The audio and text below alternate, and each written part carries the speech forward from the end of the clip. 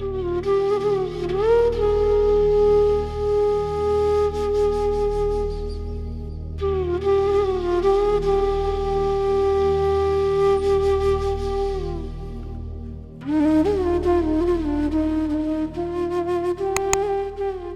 बार बार गुरु जी का हर पल गुरु जी का शुकराना करता हाँ।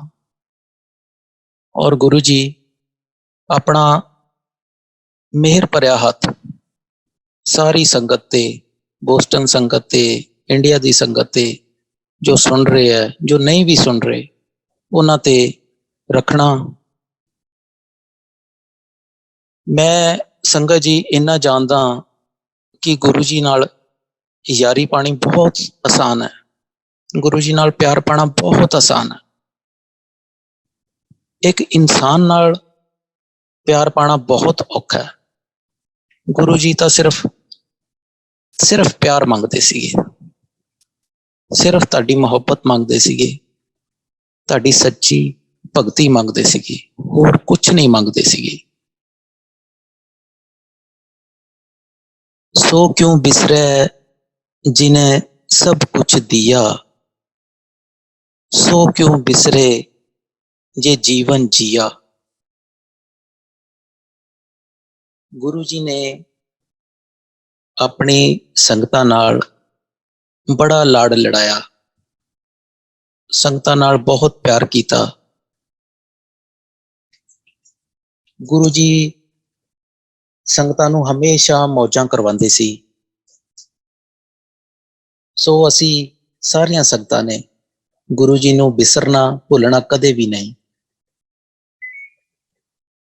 गुरु जी हर पल हर घड़ी साडे मनां विच वसदे हन, साडे नाल रहिंदे हन हर वक्त। ये तुहानूं आपां नूं एहसास करना चाहिदा है, फीलिंग हुंदी है कि गुरु जी हुण साडे नाल चल रहे ने। उठत बैठत सोवत जागत ये मन तुझे चितावे। गुरु जी का प्यारा गुलाब वंगा खिड़िया चेहरा अते उन्हां दी महक, उन्हां दी रूहानी आवाज साडे दिलो दिमाग विच हमेशा ताजी रहिंदी है। उन्हां दे नाल बिताईयां घड़ियां साडे जीवन दीयां अनमोल पूंजी हन, जो हर पल सानू उन्हां दे नाल होण दा एहसास भी करांदियां हन। संगत जी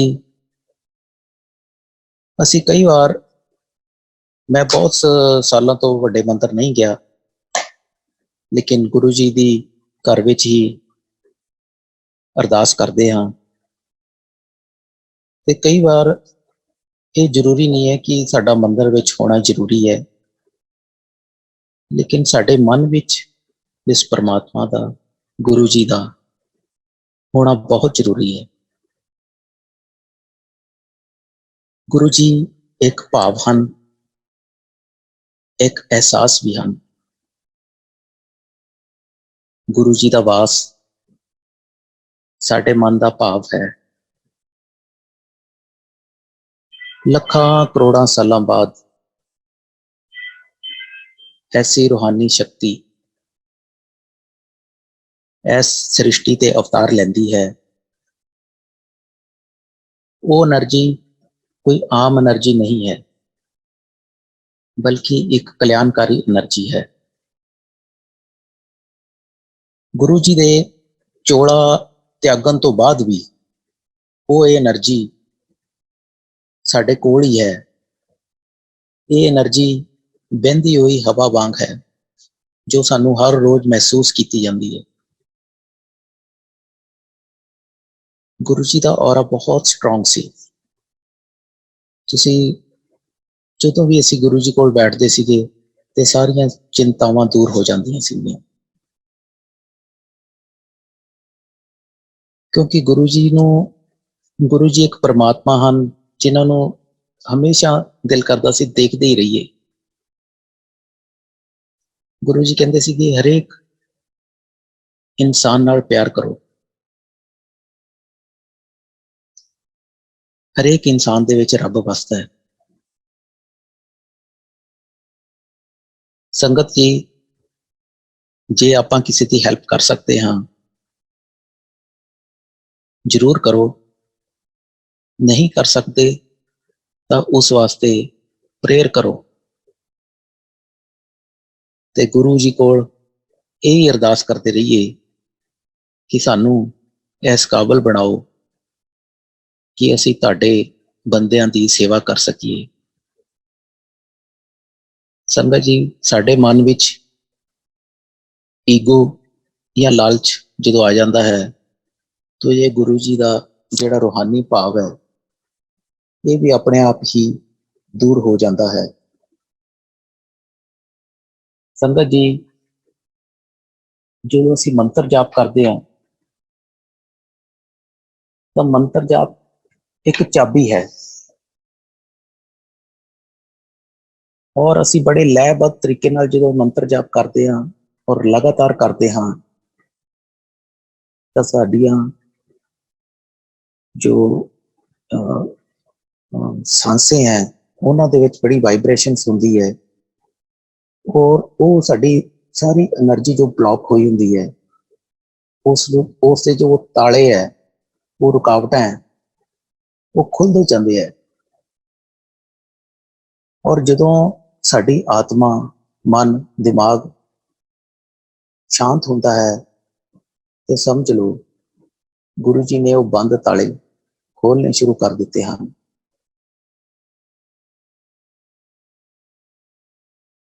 ਸੰਗਤ ਜੀ, ਹਰ ਇਨਸਾਨ ਵਿੱਚ ਪਰਮਾਤਮਾ ਨੂੰ ਦੇਖਣ ਦਾ ਭਾਵ ਰੱਖੋ, ਹਰ ਇਨਸਾਨ ਦੇ ਨਾਲ ਪਿਆਰ ਕਰੋ।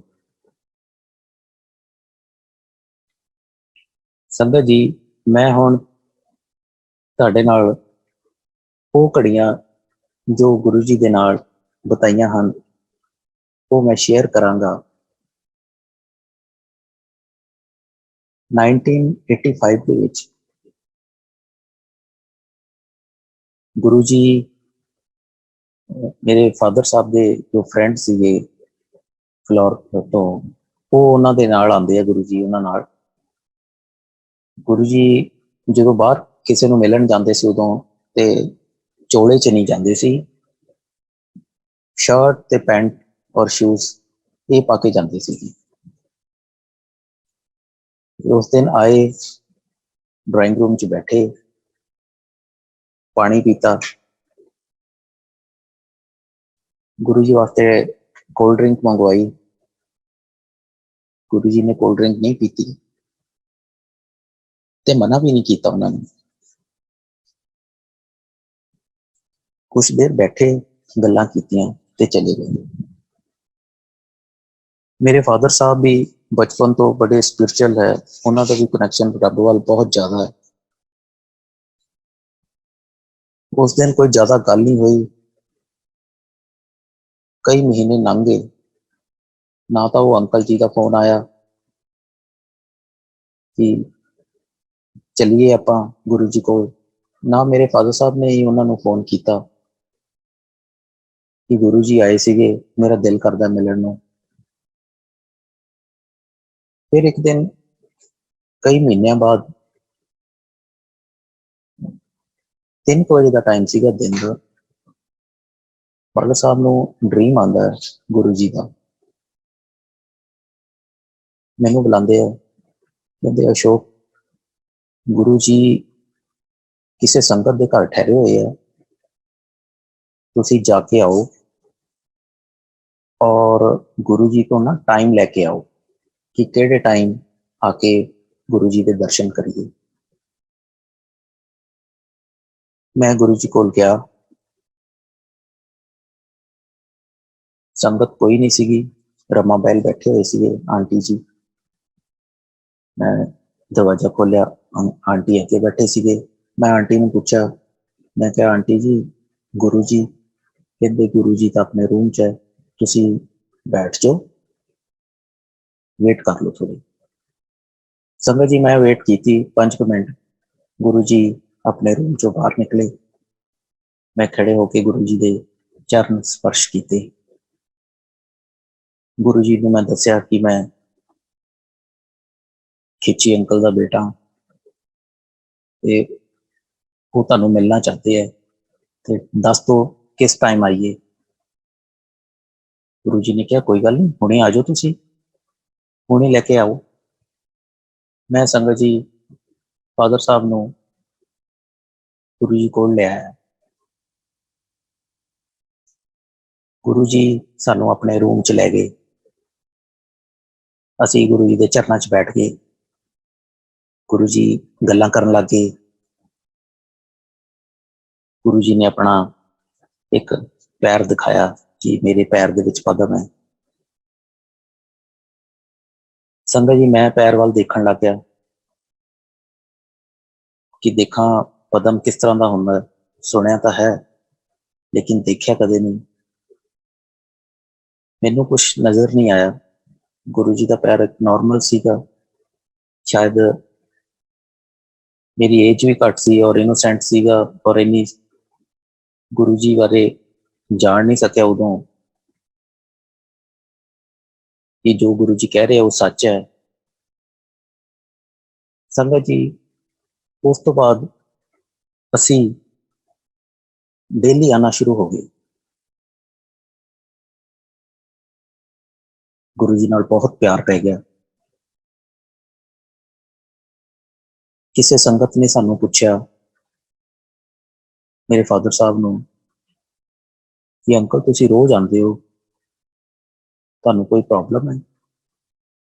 मेरे फादर साहब ने कहा कि नहीं, मैनू तो कोई जिंदगी दे विच कोई प्रॉब्लम तो नहीं है, मैं तो गुरु जी के दर्शन करन आना,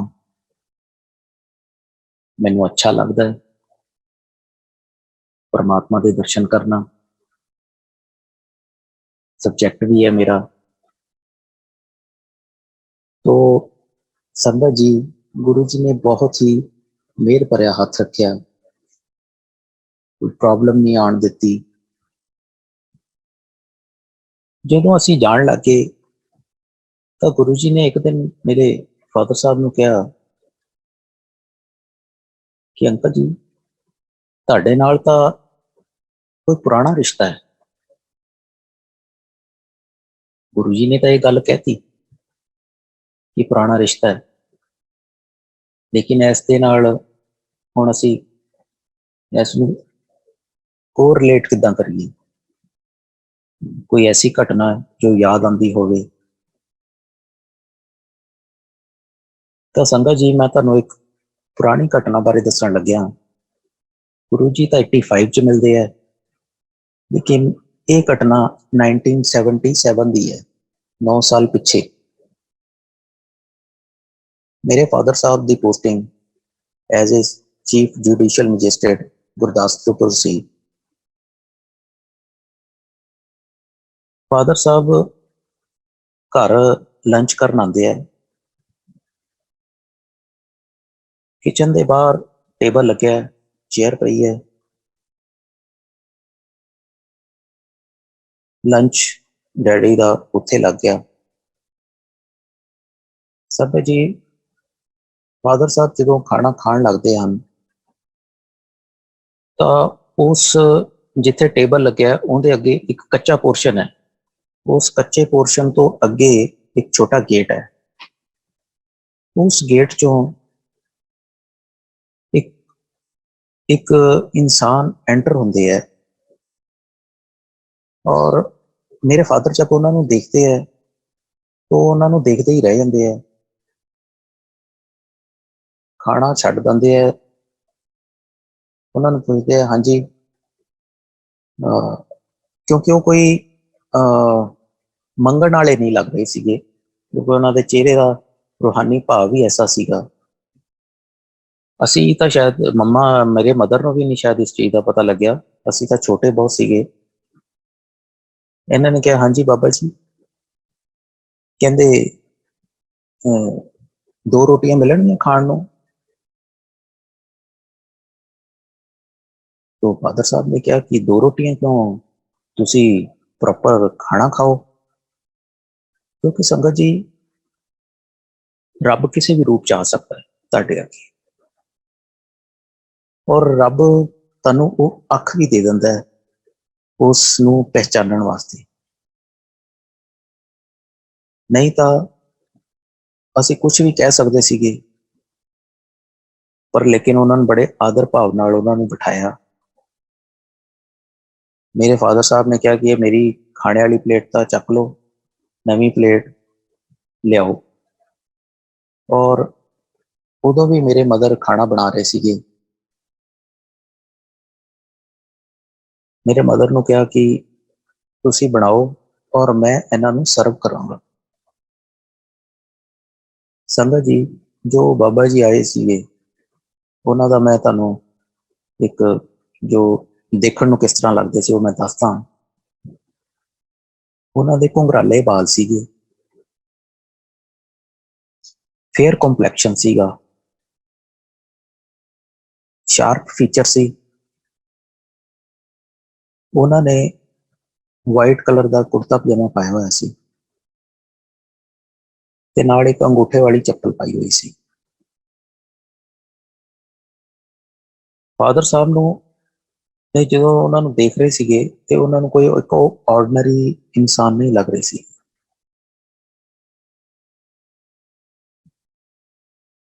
ਤੇ ਉਹਨਾਂ ਨੂੰ ਸੰਗਤ ਜੀ ਬਿਠਾ ਕੇ ਮੇਰੇ ਫਾਦਰ ਸਾਹਿਬ ਖਾਣਾ ਖਿਲਾਉਣ ਲੱਗ ਗਏ। ਔਰ ਬਾਬਾ ਜੀ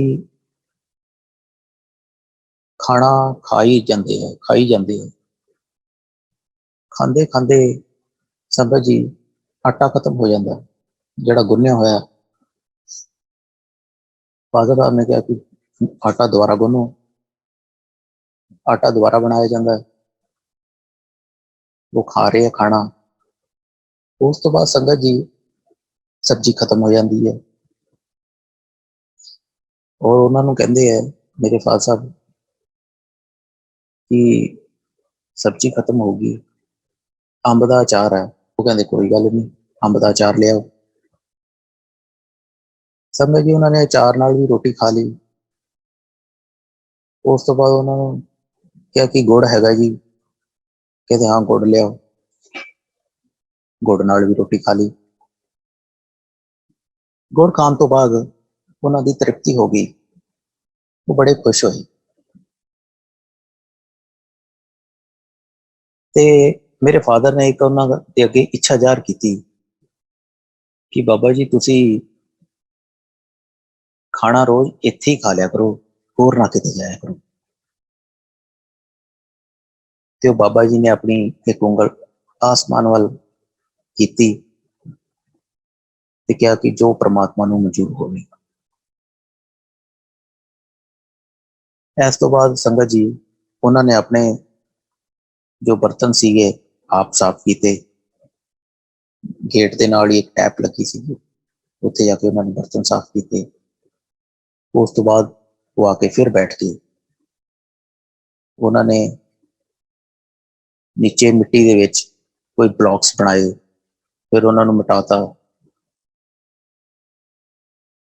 ਫਿਰ ਉਸ ਤੋਂ ਬਾਅਦ ਉਹ ਛੋਟੇ ਗੇਟ ਤੋਂ ਬਾਹਰ ਚਲੇ ਗਏ। ਅਜੇ ਉਹ ਬਾਹਰ ਗਏ ਹੀ ਸੀਗੇ ਤੇ ਮੇਰੇ ਫਾਦਰ ਸਾਹਿਬ ਨੂੰ ਕੁਝ ਲੱਗਿਆ ਕਿ ਉਹਨਾਂ ਨੂੰ ਮੈਂ ਕੁਝ ਕਹਿਣਾ ਸੀਗਾ। ਤੇ ਗੇਟ ਦੇ ਨਾਲ ਹੀ ਸੇਵਾਦਾਰ ਖੜਾ ਸੀਗਾ, ਉਹਨੂੰ ਕਿਹਾ ਕਿ ਹੁਣੀ ਬਾਬਾ ਜੀ ਗਏ ਆ, ਦੇਖੀ ਬੁਲਾ ਕੇ ਲਿਆਈ। ਉਹ ਜਿਸ ਤਰ੍ਹਾਂ ਬਾਹਰ ਨਿਕਲਿਆ ਕਹਿੰਦਾ ਜੀ ਹੈ ਨਹੀਂ। ਮੇਰੇ ਫਾਦਰ ਸਾਹਿਬ ਨੇ ਕਿਹਾ ਅੱਗੇ ਬਲਾਈਂਡ ਮੋੜ ਹੈ, ਜਾ ਫਟਾਫਟ ਜਾ। ਉਹ ਭੱਜ ਕੇ ਗਿਆ, ਉੱਥੇ ਵੀ ਨਹੀਂ। ਫਿਰ ਮੇਰੇ ਫਾਦਰ ਸਾਹਿਬ ਨੇ ਕਿਹਾ ਜਾ ਸਾਈਕਲ ਲੈ ਔਰ ਦੇਖ ਕੇ ਕਿੱਥੇ ਗਏ। ਸਮਝ ਜੀ ਉਹ 10-15 ਮਿੰਟਾਂ ਤੱਕ ਆਇਆ ਹੀ ਨਹੀਂ ਬੰਦਾ ਸੇਵਾਦਾਰ। ਉਹ ਸਾਰਾ ਸ਼ਹਿਰ ਛਾਣ ਮਾਰਿਆ। ਸੰਗਤ ਜੀ ਉਹ ਬਾਬਾ ਜੀ ਮਿਲੇ ਹੀ ਨਹੀਂ, ਪਤਾ ਨਹੀਂ ਉਹ ਨਿਕਲਦੇ ਸਾਰ ਹੀ ਵੈਨਿਸ਼ ਹੋ ਗਏ। ਔਰ ਦੂਸਰੇ ਦਿਨ ਅਸੀਂ ਵੇਟ ਕੀਤੀ, ਨਹੀਂ ਆਏ। ਉਸੇ ਰਾਤ ਇੱਕ ਬਹੁਤ ਜ਼ੋਰ ਦੀ ਤੂਫਾਨ ਆਉਂਦਾ ਹੈ ਉਹ ਜਿੱਥੇ ਖਾਣਾ ਖਾ ਰਹੇ ਸੀਗੇ ਉੱਥੇ ਬਹੁਤ ਪੁਰਾਣਾ ਪੇੜ ਦਾ ਇੱਕ ਬਹੁਤ ਵੱਡਾ ਪੇੜ ਸੀ। ਉਹ ਜਿਹੜੀ ਡਾਲ ਦੇ ਨੀਚੇ ਬੈਠ ਕੇ ਖਾਣਾ ਖਾ ਰਹੇ ਸੀ, ਰਾਤ ਨੂੰ ਇੰਨਾ ਜ਼ੋਰ ਦੀ ਤੂਫਾਨ ਆਇਆ ਕਿ ਉਹ ਟੁੱਟਣ ਵਾਲੀ ਤਾਂ ਹੈ ਨਹੀਂ ਸੀ, ਪਰ ਜਦੋਂ ਅਸੀਂ ਸਵੇਰੇ ਦੇਖਿਆ ਉਹ ਟੁੱਟ ਗਈ, ਟੁੱਟੀ ਹੋਈ ਸੀ।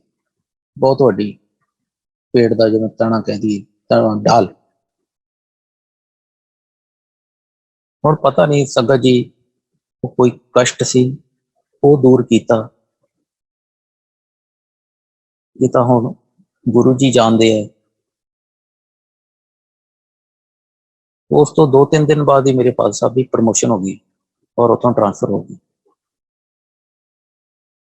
ਸੰਗਤ ਜੀ, ਇਸ ਨਾਲ ਮੈਂ ਰਿਲੇਟ ਇਸ ਕਰਕੇ ਕਰਦਾ ਕਿ ਜਦੋਂ ਗੁਰੂ ਜੀ ਨੂੰ ਅਸੀਂ 85 ਚ ਮਿਲੇ, ਉਸ ਤੋਂ ਬਾਅਦ ਗੁਰੂ ਜੀ ਇੱਕ ਦਿਨ ਘਰ ਆਉਂਦੇ ਆ, ਉਹ ਵੀ ਦੁਪਹਿਰ ਦਾ ਟਾਈਮ ਹੈ,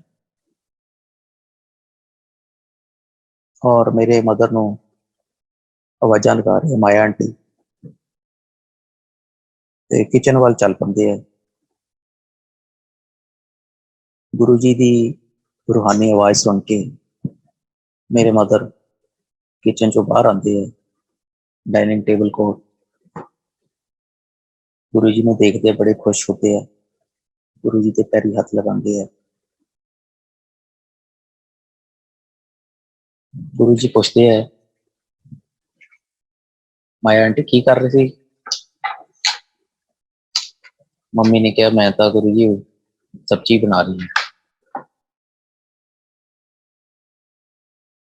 ਇਹਨਾਂ ਗੱਲ ਕਰਦੇ ਕਰਦੇ ਗੁਰੂ ਜੀ ਕਿਚਨ 'ਚ ਹੀ ਚਲੇ ਜਾਂਦੇ। ਉਸ ਦਿਨ ਨਾ ਸੰਗਤ ਜੀ ਘਰ ਦੇ ਵਿੱਚ ਲਾਈਟ ਨਹੀਂ ਸੀ। ਗਵਰਨਮੈਂਟ ਹਾਊਸ ਦੇ ਵਿੱਚ ਕੋਈ ਕੰਸਟਰਕਸ਼ਨ ਹੀ ਇਸ ਤਰ੍ਹਾਂ ਦੀ ਹੁੰਦੀ ਹੈ ਕਿ ਅੰਦਰ ਥੋੜਾ ਜਿਹਾ ਲਾਈਟ ਘੱਟ ਹੀ ਆਉਂਦੀ ਹੈ, ਤੇ ਮੇਰੇ ਮਦਰ ਮੋਮਬੱਤੀ ਦੀ ਰੋਸ਼ਨੀ 'ਚ ਖਾਣਾ ਬਣਾ ਰਹੇ ਸੀਗੇ। ਗੁਰੂ ਜੀ ਨੇ ਫਿਰ ਪੁੱਛਿਆ, ਆਂਟੀ ਜੀ ਕੀ ਬਣਾ ਰਹੇ ਹੋ? ਗੁਰੂ ਜੀ ਨੂੰ ਹੱਥ ਜੋੜ ਕੇ ਕਹਿੰਦੇ, ਗੁਰੂ ਜੀ ਆਲੂ ਦੀ ਸਬਜ਼ੀ ਬਣਾ ਰਹੀ ਹਾਂ। ਅੱਛਾ। ਇਹ ਗੱਲਾਂ ਕਰਦੇ ਕਰਦੇ ਗੁਰੂ ਜੀ ਨੇ ਕਿਹਾ, ਫਾਦਰ ਸਾਹਿਬ ਦਾ ਪੁੱਛਿਆ, ਜਾਈ ਸਾਹਿਬ ਦੀ ਟ੍ਰਾਂਸਫਰ ਅੰਮ੍ਰਿਤਸਰ ਹੋ ਗਈ ਹੈ, ਘਰ ਕਦੋਂ ਮਿਲੂਗਾ? ਮੇਰੇ ਮਦਰ ਨੇ ਕਿਹਾ ਕਿ ਗੁਰੂ ਜੀ ਮਿਲ ਤਾਂ ਜਲਦੀ ਜਾਊਗਾ, ਪਰ ਇੱਥੋਂ ਜਲੰਧਰ ਜਾਣ ਨੂੰ ਔਰ ਇੱਥੋਂ ਜਾਣ ਨੂੰ ਦਿਲ ਨਹੀਂ ਕਰਦਾ, ਫਿਰ ਉੱਥੋਂ ਮਿਲਣ ਆਉਣਾ ਪਿਆ ਕਰੂਗਾ ਗੁਰੂ ਜੀ ਸਾਡੇ ਨੂੰ। ਤੇ ਕਿਚਨ 'ਚ ਗਰਮੀ ਬਹੁਤ ਸੀਗੀ। ਮਦਰ ਨੇ ਫਿਰ ਕਿਹਾ ਕਿ ਗੁਰੂ ਜੀ ਤੁਸੀਂ ਡਰਾਇੰਗ ਰੂਮ 'ਚ ਬੈਠ ਜਾਓ, ਖਾਣਾ 10 ਮਿੰਟਾਂ 'ਚ ਬਣ ਜਾਏਗਾ। ਗੁਰੂ ਜੀ ਉੱਥੋਂ ਕਿਚਨ 'ਚੋਂ ਗਏ ਨਹੀਂ, ਕਹਿੰਦੇ ਆਂਟੀ ਜੀ ਮੈਨੂੰ ਬੜੀ ਭੁੱਖ ਲੱਗੀ ਹੈ, ਤਾਂ ਮੈਂ ਕਿਸੇ ਦੇ ਘਰ ਵੀ ਜਾਣਾ ਹੈ, ਔਰ ਘਰ ਵੀ ਉਹਨਾਂ ਨੂੰ ਕਿਸੇ ਨੇ ਇਨਵਾਈਟ ਕੀਤਾ ਹੋਇਆ ਸੀਗਾ, ਉਹ ਵੀ ਖਾਣੇ ਤੇ ਮੰਮੀ ਨੂੰ ਕਹਿੰਦੇ ਕਿ ਇਸ ਤਰ੍ਹਾਂ ਕਰੋ, ਤੁਸੀਂ ਆ ਜਿਹੜਾ ਸਬਜ਼ੀ ਵਾਲਾ ਮਸਾਲਾ ਹੈ ਨਾ, ਇਹ ਮੈਨੂੰ ਇਹਦੇ ਨਾਲ ਰੋਟੀ ਖਾ ਲੂੰਗਾ। ਹੁਣ ਮੰਮੀ ਨੇ ਤਾਂ ਦੱਸਿਆ ਨੀਗਾ ਕਿ ਕੋਈ ਰੋਟੀ ਰਾਤ ਦੀ ਪਈ ਹੈ, ਪੁੱਛਣ ਲੱਗ ਗਏ ਕੋਈ ਰੋਟੀ ਪਈ ਹੈ, ਤੇ ਮੰਮੀ ਨੇ ਕਿਹਾ ਕਿ ਗੁਰੂ ਜੀ ਰੋਟੀਆਂ 2 ਤਾਂ ਪਈਆਂ, ਪਰ ਰਾਤ ਦੀਆਂ ਬਣੀਆਂ ਬਾਸੀਆਂ ਹੈ। ਤੇ ਗੁਰੂ ਜੀ ਕਹਿੰਦੇ ਮੈਂ ਉਹ ਬਾਸੀ ਰੋਟੀ ਖਾ ਲੂੰਗਾ। ਤੇ ਫਿਰ ਮੇਰੇ ਮਦਰ ਨੇ ਕਿਹਾ ਕਿ ਗੁਰੂ ਜੀ ਬਾਸੀ ਕਿਉਂ ਖਾਣੀ ਹੈ, ਮੈਂ ਤਾਜ਼ਾ ਬਣਾ ਦਿੰਦੀ ਹਾਂ। ਪਰ ਗੁਰੂ ਜੀ ਨੇ ਕਿਹਾ ਕਿ ਨਹੀਂ, ਮੈਂ ਇਹ ਬਾਸੀ ਰੋਟੀ ਖਾਊਂਗਾ। ਮੇਰੇ ਮਦਰ ਨੇ ਕਿਹਾ ਕਿ ਗੁਰੂ ਜੀ ਮੈਂ ਇਸ ਨੂੰ ਗਰਮ ਕਰ ਦਿੰਦੀ ਹਾਂ। ਗੁਰੂ ਜੀ ਨੇ ਗਰਮ ਕਰਨ ਤੋਂ ਵੀ ਮਨਾ ਕਰਤਾ, ਔਰ ਗੁਰੂ ਜੀ ਨੇ ਉਹ ਦੋਨੇ ਰੋਟੀਆਂ ਆਪਣੇ ਹੱਥ ਤੇ ਹੀ ਰੱਖ ਲਈਆਂ, ਔਰ ਮੇਰੀਆਂ ਸਿਸਟਰ ਉਦੋਂ ਆਈਆਂ, ਕਹਿੰਦੇ ਕਿ ਗੁਰੂ ਜੀ ਆਲੂ ਪਲੇਟ ਲੈ ਲਓ, ਤੇ ਗੁਰੂ ਜੀ ਨੇ ਪਲੇਟ ਲੈਣ ਤੋਂ ਵੀ ਮਨਾ ਕਰਤਾ। ਔਰ ਮੰਮੀ ਨੂੰ ਕਿਹਾ ਕਿ ਤੁਸੀਂ ਇਹ ਮਸਾਲਾ ਨਾ ਇਸ ਰੋਟੀ ਤੇ ਰੱਖ ਦਿਓ। और संगत जी गुरु जी उत्थे ही वो बासी रोटी ठंडी रोटी हथ ते रख के गुरु जी खाण लग पे। लख लख शुकराना गुरु जी का, बहुत शुकराना गुरु जी। संगत जी जो खाना खा रहे थे तो गुरु जी ने वाइट शर्ट पाई हुई सी, वो मसाला गुरु जी की शर्ट से गिर जाता और शर्ट खराब हो जाती है। और गुरु जी ने किसी संगत के घर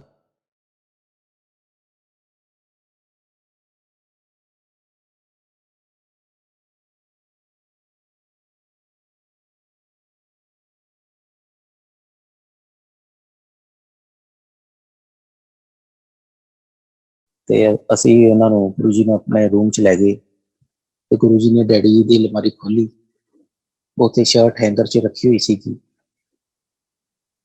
गुरु जी ने वो शर्ट डैडी जी वाली पा ली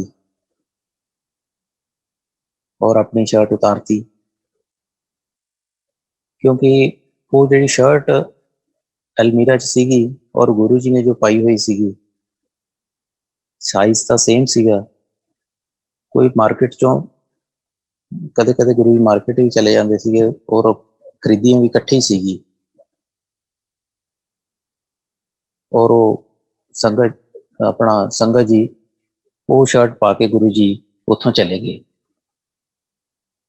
इन्ना गुरु जी प्यार दिंदे सीगे, इन्ना अपनेपन का एहसास करवाते सीगे कि पता ही नहीं चलता सीगा, बहुत प्यार करते सीगे।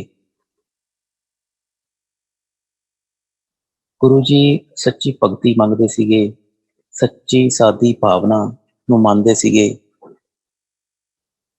गुरु जी कदे भी अपने भगतां दे विच फर्क नहीं करते सीगे। ते गुरु मेरा परमेश्वर ठंडी रोटी हथ ते रख के खा गए और गुरु जी दे आशीर्वाद की वर्षा हमेशा होंदी रहे सारी गुरु संगत ते। संगत पुरानी है नवी है, ये सब गुरु जी की मर्जी के नाल ही आते है।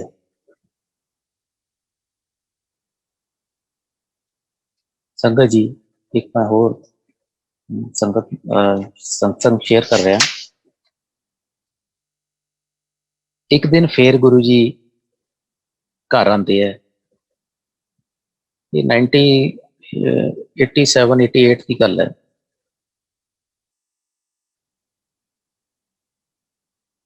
अचानक दोपहरे आते हैं,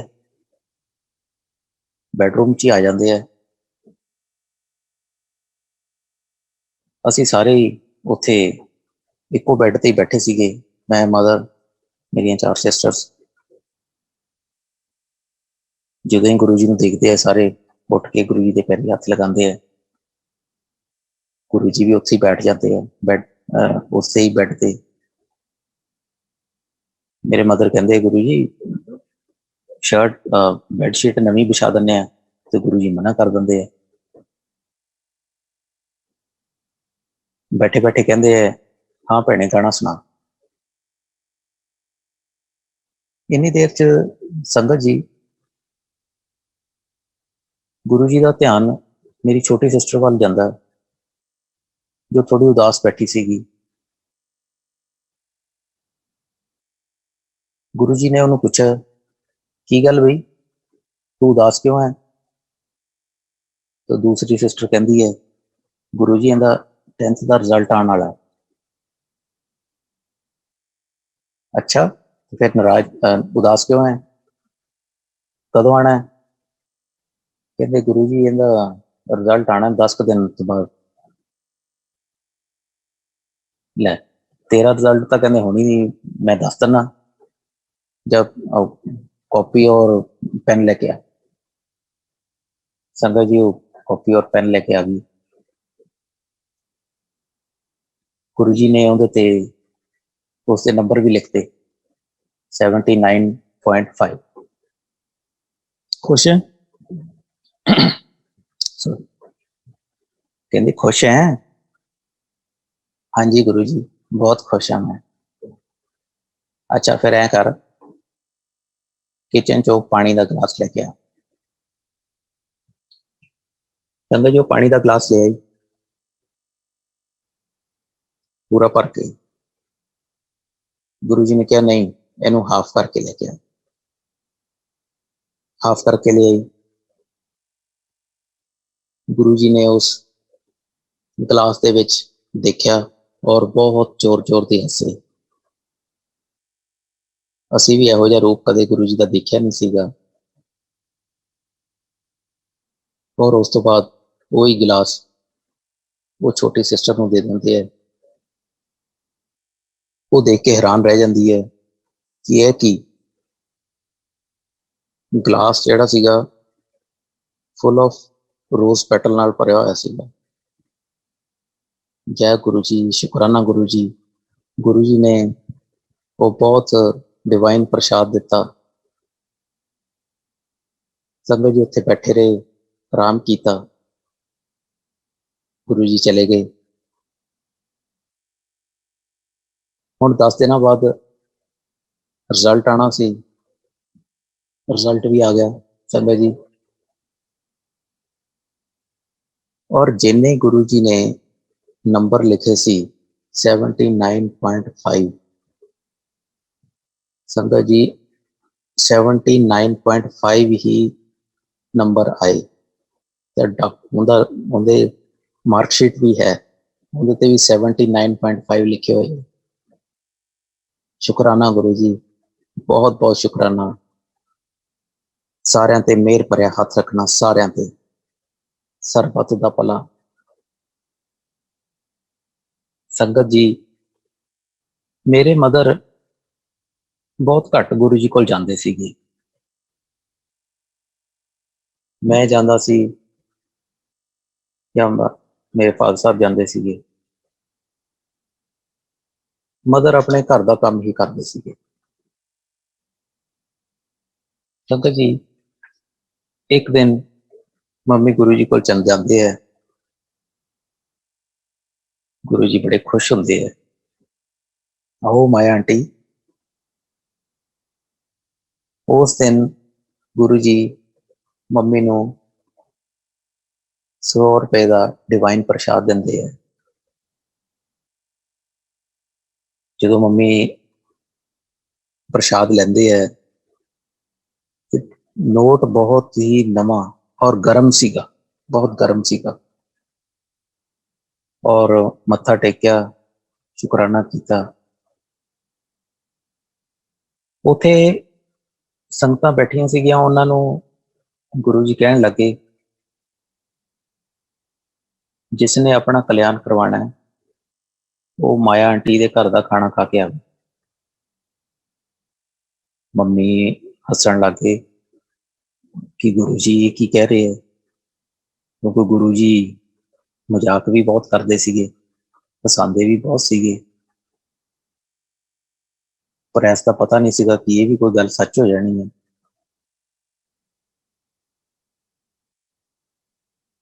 उस तो बाद संगत जी एक आंटी अंकल घर आ जाते 2-4-5 दिन बाद। बैल करते है, मेरी सिस्टर जाते है गेट से, कहते हाँ जी। वो कहते कि गुरु जी ने भेजा है कि खिची अंकल के घर का खाना खा के आओ, तुहाडा कल्याण हो जाऊगा। उन्होंने बड़े जी सदके नाल अंदर बुलाया जाता है। वो बैठते है। मम्मी सोच रहे होंगे कि गुरु जी अगर दस देंगे तो 2-4 सब्जियां होर बना लेंगे। उदन संगत जी कड़ी चावल बने सीगे, तो आंटी अंकल ने कड़ी चावल खाए, खा के चले गए। हुण ये तो सानू भी नहीं पता, ना अंकल आंटी जी नूं पता, ये गुरु जी जानते हैं कि किसी का कल्याण किवें करना, किवें उन्हां नूं ब्लैसिंग्स देणियां हन। ਇਹ ਉਸ ਪਰਮਾਤਮਾ ਨੂੰ ਹੀ ਪਤਾ, ਗੁਰੂ ਜੀ ਨੂੰ ਹੀ ਪਤਾ।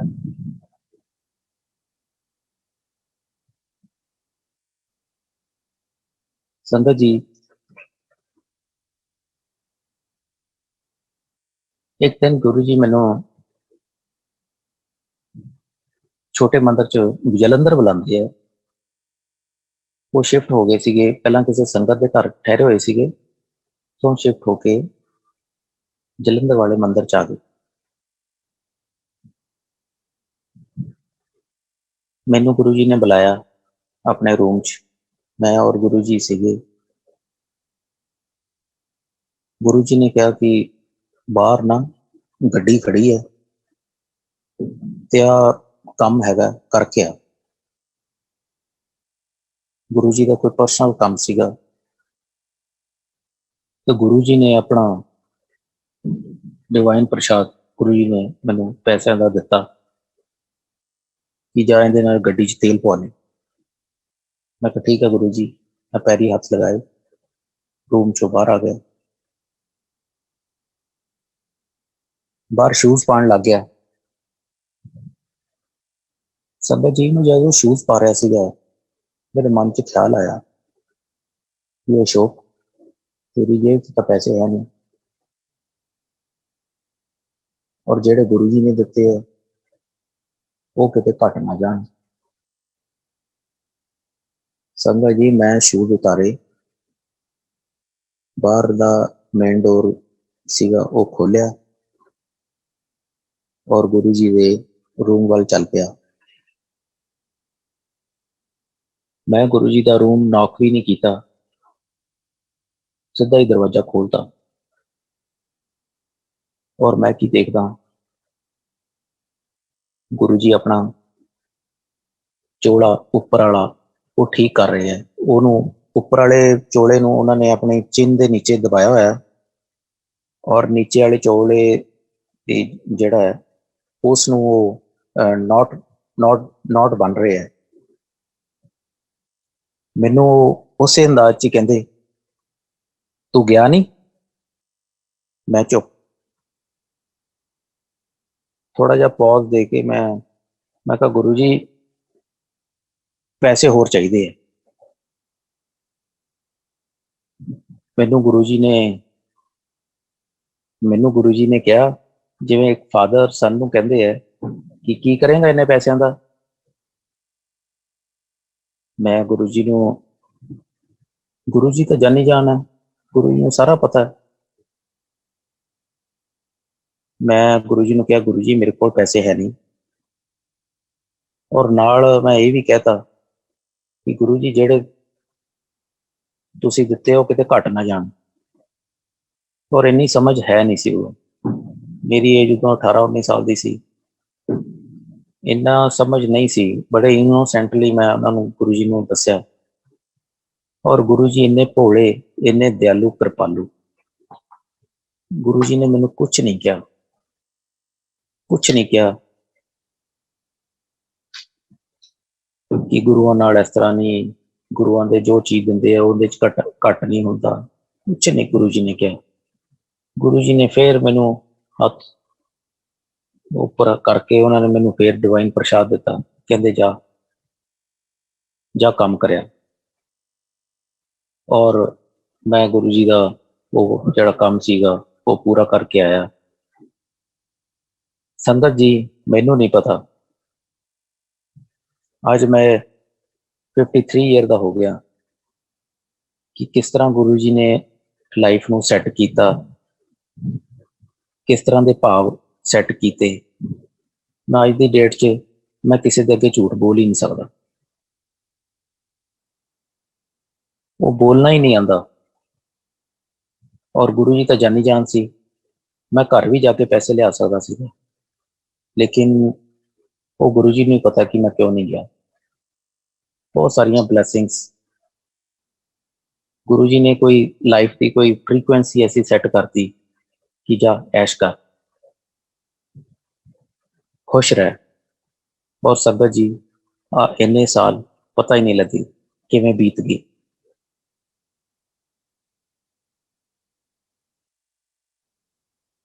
ਸੰਗਤ ਜੀ, ਗੁਰੂ ਜੀ ਆਪਣੀਆਂ ਸਾਰੀਆਂ ਸੰਗਤਾਂ ਨੂੰ, ਜਿਨ੍ਹਾਂ ਨੂੰ ਉਹਨਾਂ ਨੂੰ ਲੱਗਦਾ ਸੀਗਾ ਕਿ ਕਿਸੇ ਨੂੰ ਇਹ ਗੱਲ ਕਹਿਣੀ ਹੈ ਕਿ ਨਹੀਂ ਕਹਿਣੀ, ਉਹ ਈਗੋ ਬਾਰੇ ਬਹੁਤ ਕਹਿੰਦੇ ਸੀਗੇ ਕਿ ਆਪਣੀ ਜਿਹੜੀ ਈਗੋ ਹੈ ਉਹ ਜੁੱਤੀ ਨਾਲ ਬਾਹਰ ਹੀ ਛੱਡ ਕੇ ਆਇਆ ਕਰੋ। ਈਗੋ ਸਾਡੀ ਲਾਈਫ ਦੀ ਹੈਪੀਨੈਸ ਵਿੱਚ ਬਹੁਤ ਵੱਡੀ ਹਰਡਲ ਹੈ, ਕਿਉਂਕਿ ਈਗੋ ਇਨਸਾਨ ਇੱਕ ਆਪਣੇ ਆਲੇ ਦੁਆਲੇ ਸੈਲਫ ਕ੍ਰੀਏਟਡ ਵਾਲ ਬਣਾ ਲੈਂਦਾ ਹੈ, ਚਾਰੋਂ ਪਾਸੇ ਆਪਣੇ ਆਪ ਹੀ, ਔਰ ਸਾਰੀ ਲਾਈਫ ਉਸ ਦੇ ਵਿੱਚ ਹੀ ਰਹਿੰਦਾ ਹੈ। ਔਰ ਗੁਰੂ ਜੀ ਕਹਿੰਦੇ ਸੀ ਕਿ ਇਸ ਈਗੋ ਦੀ ਦੀਵਾਰ ਨੂੰ ਤੋੜ ਦਿਓ, ਜੇ ਮੇਰੇ ਕੋਲ ਆਣਾ ਤੇ ਸਿੱਧੇ ਆਓ ਬੰਦੇ ਬਣ ਕੇ। ਕਿਉਂਕਿ ਈਗੋ ਸੰਗਤ ਜੀ ਚਾਹੇ ਪੈਸੇ ਦੀ ਹੋਵੇ ਤਾਂ ਜਾਂ ਕਿਸੇ ਪੋਸਟ ਦੀ ਹੋਵੇ, ਗੁਰੂ ਜੀ ਕਹਿੰਦੇ ਸੀ ਦੋਨੇ ਮਾੜੀਆਂ ਹਨ। ਇਨਸਾਨ ਨੂੰ ਇਨਸਾਨ ਸਮਝੋ। ਗੁਰੂ ਜੀ ਸਾਡੇ ਤੋਂ ਕੀ ਮੰਗਦੇ ਹਨ? ਸਿਰਫ ਪਿਆਰ ਤੇ ਸੱਚੀ ਭਗਤੀ। ਜੈ ਗੁਰੂ ਜੀ, ਸ਼ੁਕਰਾਨਾ ਗੁਰੂ ਜੀ, ਲੱਖ ਲੱਖ ਸ਼ੁਕਰਾਨਾ ਗੁਰੂ ਜੀ। ਸੰਗਤ ਜੀ, ਜਦੋਂ ਅਸੀਂ ਸਵੇਰੇ ਉੱਠਦੇ ਹਾਂ ਤਾਂ ਗੁਰੂ ਜੀ ਦਾ ਸ਼ੁਕਰਾਨਾ ਕਰਨਾ ਚਾਹੀਦਾ ਹੈ, ਉਸ ਪਰਮ ਪਰਮਾਤਮਾ ਦਾ, ਕਿ ਥੈਂਕ ਯੂ ਗੁਰੂ ਜੀ, ਤੁਸੀਂ ਸਾਨੂੰ ਇੱਕ ਦਿਨ ਹੋਰ ਦਿੱਤਾ ਤੁਹਾਨੂੰ ਦੇਖਣ ਦਾ। ਥੈਂਕ ਯੂ ਗੁਰੂ ਜੀ, ਇੱਕ ਦਿਨ ਹੋਰ ਦਿੱਤਾ ਤੁਹਾਡੇ ਨਾਲ ਪਿਆਰ ਕਰਨ ਦਾ। ਇੱਕ ਦਿਨ ਹੋਰ ਦਿੱਤਾ ਗੁਰੂ ਜੀ ਤੁਹਾਡੀਆਂ ਬਲੈਸਿੰਗ ਲੈਣ ਦਾ। ਇੱਕ ਦਿਨ ਹੋਰ ਦਿੱਤਾ ਗੁਰੂ ਜੀ ਤੁਹਾਡਾ ਸਤਸੰਗ ਸੁਣਨ ਲਈ ਜਾਂ ਕਰਨ ਲਈ। ਇਹ ਤੁਹਾਡੀਆਂ ਗੁਰੂ ਜੀ ਦੀਆਂ ਬਲੈਸਿੰਗਸ ਹੀ ਹੈ, ਜੋ ਅਸੀਂ ਸਤਸੰਗ ਕਰ ਰਹੇ ਹਾਂ ਜਾਂ ਸੁਣ ਰਹੇ ਹਾਂ। ਉਹਨਾਂ ਦੀ ਹੁਕਮ ਤੋਂ ਬਗੈਰ ਕੁਛ ਨਹੀਂ ਹੋ ਸਕਦਾ,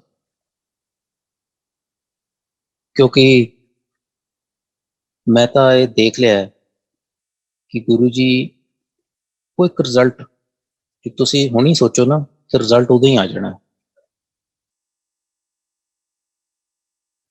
ਔਰ ਇਸ ਦਾ ਮੈਂ ਇੱਕ ਹੋਰ ਤੁਹਾਨੂੰ ਸਤਸੰਗ ਸੁਣਾਨਾ। ਨਵੰਬਰ ਦੇ ਵਿੱਚ ਗੁਰੂ ਨਾਨਕ ਦੇਵ ਜੀ ਦਾ ਜਨਮ ਦਿਨ ਸੀ, ਤੇ ਇੱਥੇ ਪੰਚਕੂਲਾ ਦੇ ਵਿੱਚ ਸਤਸੰਗ ਹੁੰਦਾ। ਕਿਸੇ ਕਾਰਨ ਵਜੋਂ ਉਸ ਦਿਨ ਮੇਰਾ ਮੂਡ ਠੀਕ ਨਹੀਂ ਸੀ, ਤਾਂ ਮੇਰੀ ਆਂਟੀ ਨੇ ਮੈਨੂੰ ਪੁੱਛ ਲਿਆ ਕਿ ਜੇ ਤੁਹਾਨੂੰ ਅੱਜ ਪੁੱਛ ਲਿਆ ਉਹਨਾਂ ਨੇ ਸਤਸੰਗ ਕਰਨ ਵਾਸਤੇ, ਤੁਸੀਂ ਕਿਹੜਾ ਸਤਸੰਗ ਸੁਣਾਓਗੇ?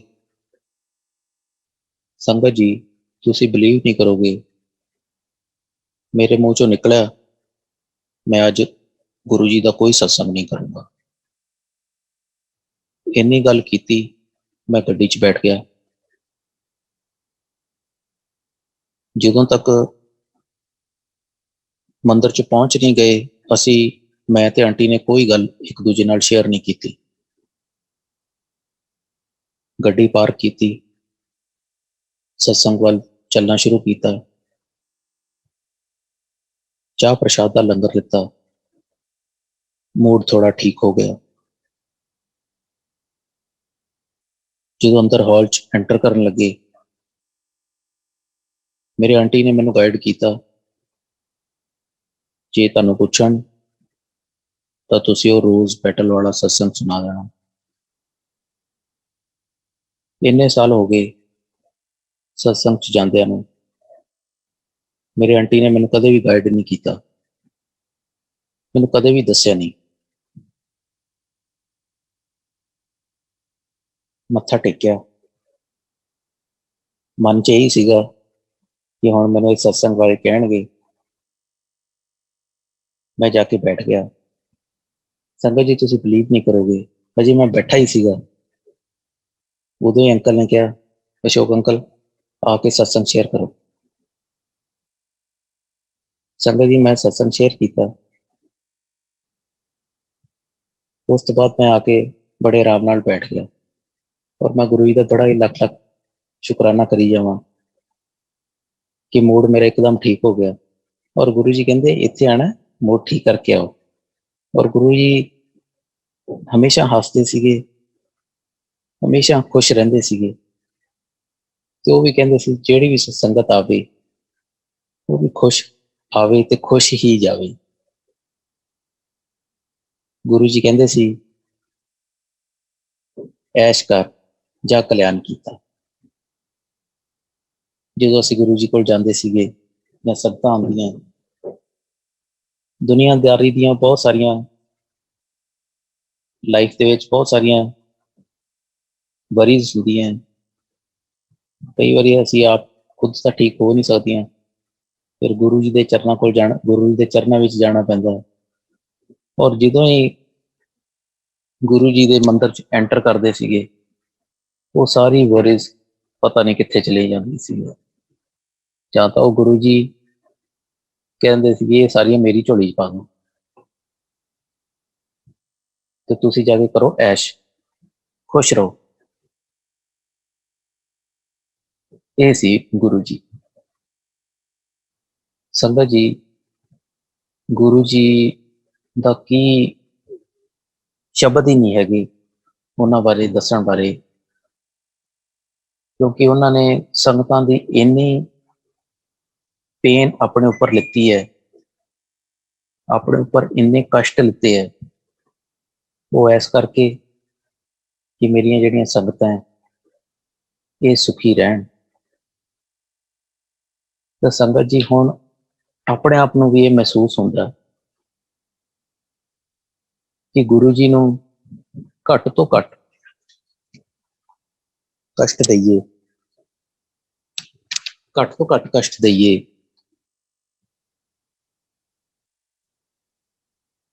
ਘੱਟ ਤੋਂ ਘੱਟ ਸਵਾਲ ਪਾਈਏ। ਇਹ ਆਪਣੇ ਆਪ 'ਚ ਮਹਿਸੂਸ ਹੁੰਦਾ ਹੈ। ਉਦੋਂ ਸੰਗਤ ਜੀ 87 ਦੇ ਵਿੱਚ ਉਦੋਂ ਬੜੇ ਫ੍ਰੀਕੁਐਂਟਲੀ ਗੁਰੂ ਜੀ ਘਰ ਆਉਂਦੇ ਸੀਗੇ।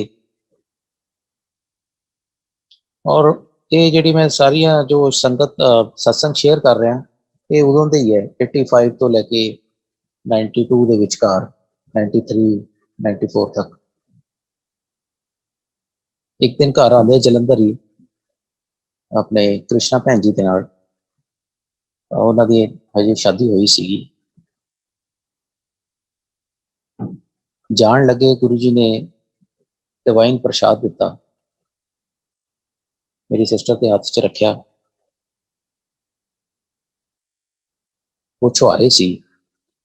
ਮੇਰੀ ਸਿਸਟਰ ਨੇ ਜਿਵੇਂ ਮੁੱਠੀ ਖੋਲੀ ਦੇਖਿਆ ਕਿ ਇਹ ਤਾਂ 7 ਹੈ ਤੇ ਅਸੀਂ ਫੈਮਿਲੀ ਮੈਂਬਰ ਤਾਂ 8 ਹਾਂ। ਵਿਦਿਨ ਸੈਕਿੰਡ ਗੁਰੂ ਜੀ ਨੇ ਕਿਹਾ ਲੈ ਇੱਕ ਹੋਰ ਫੜ।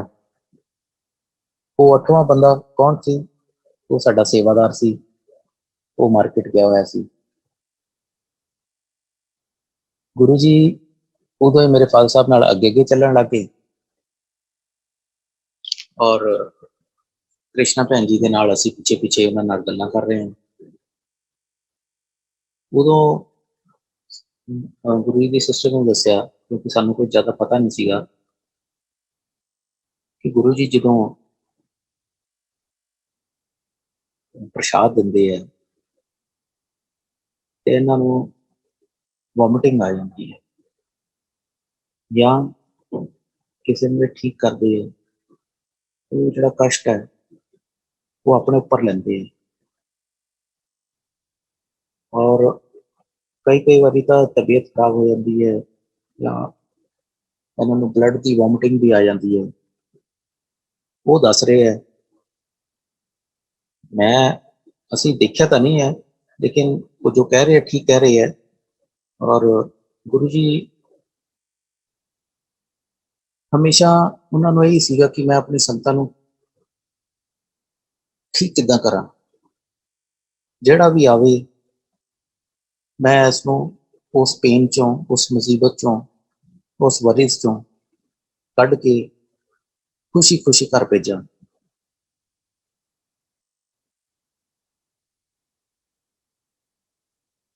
संगत जी,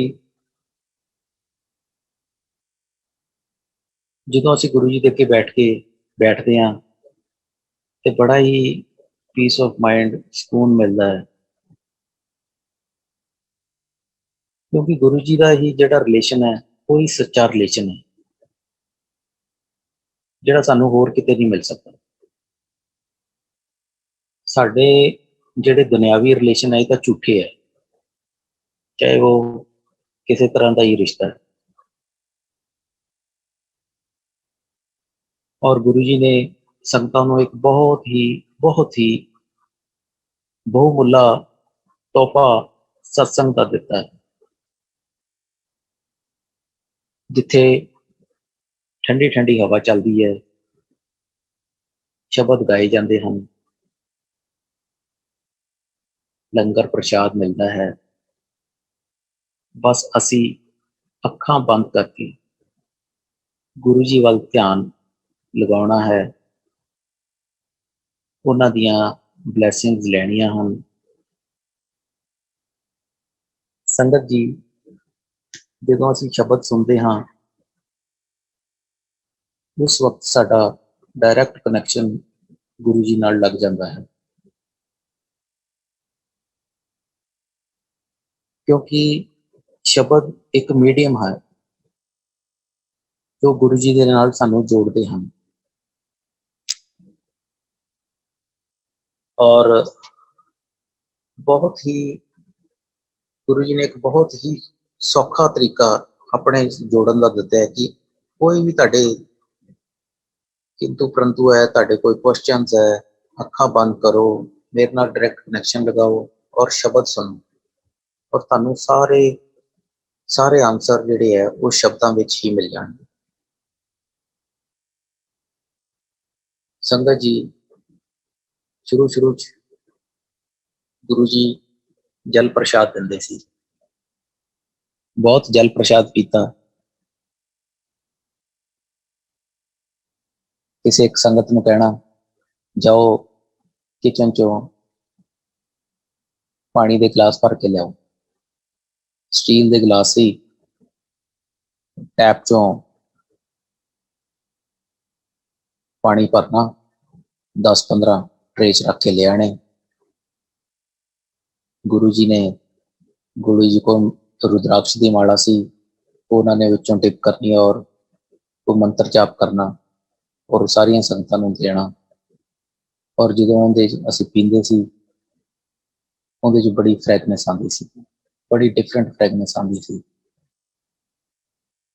ਔਰ ਗੁਰੂ ਜੀ ਗਲਾਸ ਮੰਗਾਈ ਜਾਂਦੇ ਔਰ ਸਾਰੀਆਂ ਸੰਗਤਾਂ ਨੂੰ ਉਹਨਾਂ ਨੇ ਉਹ ਜਲ ਪ੍ਰਸ਼ਾਦ ਪਿਆ ਦੇਣਾ।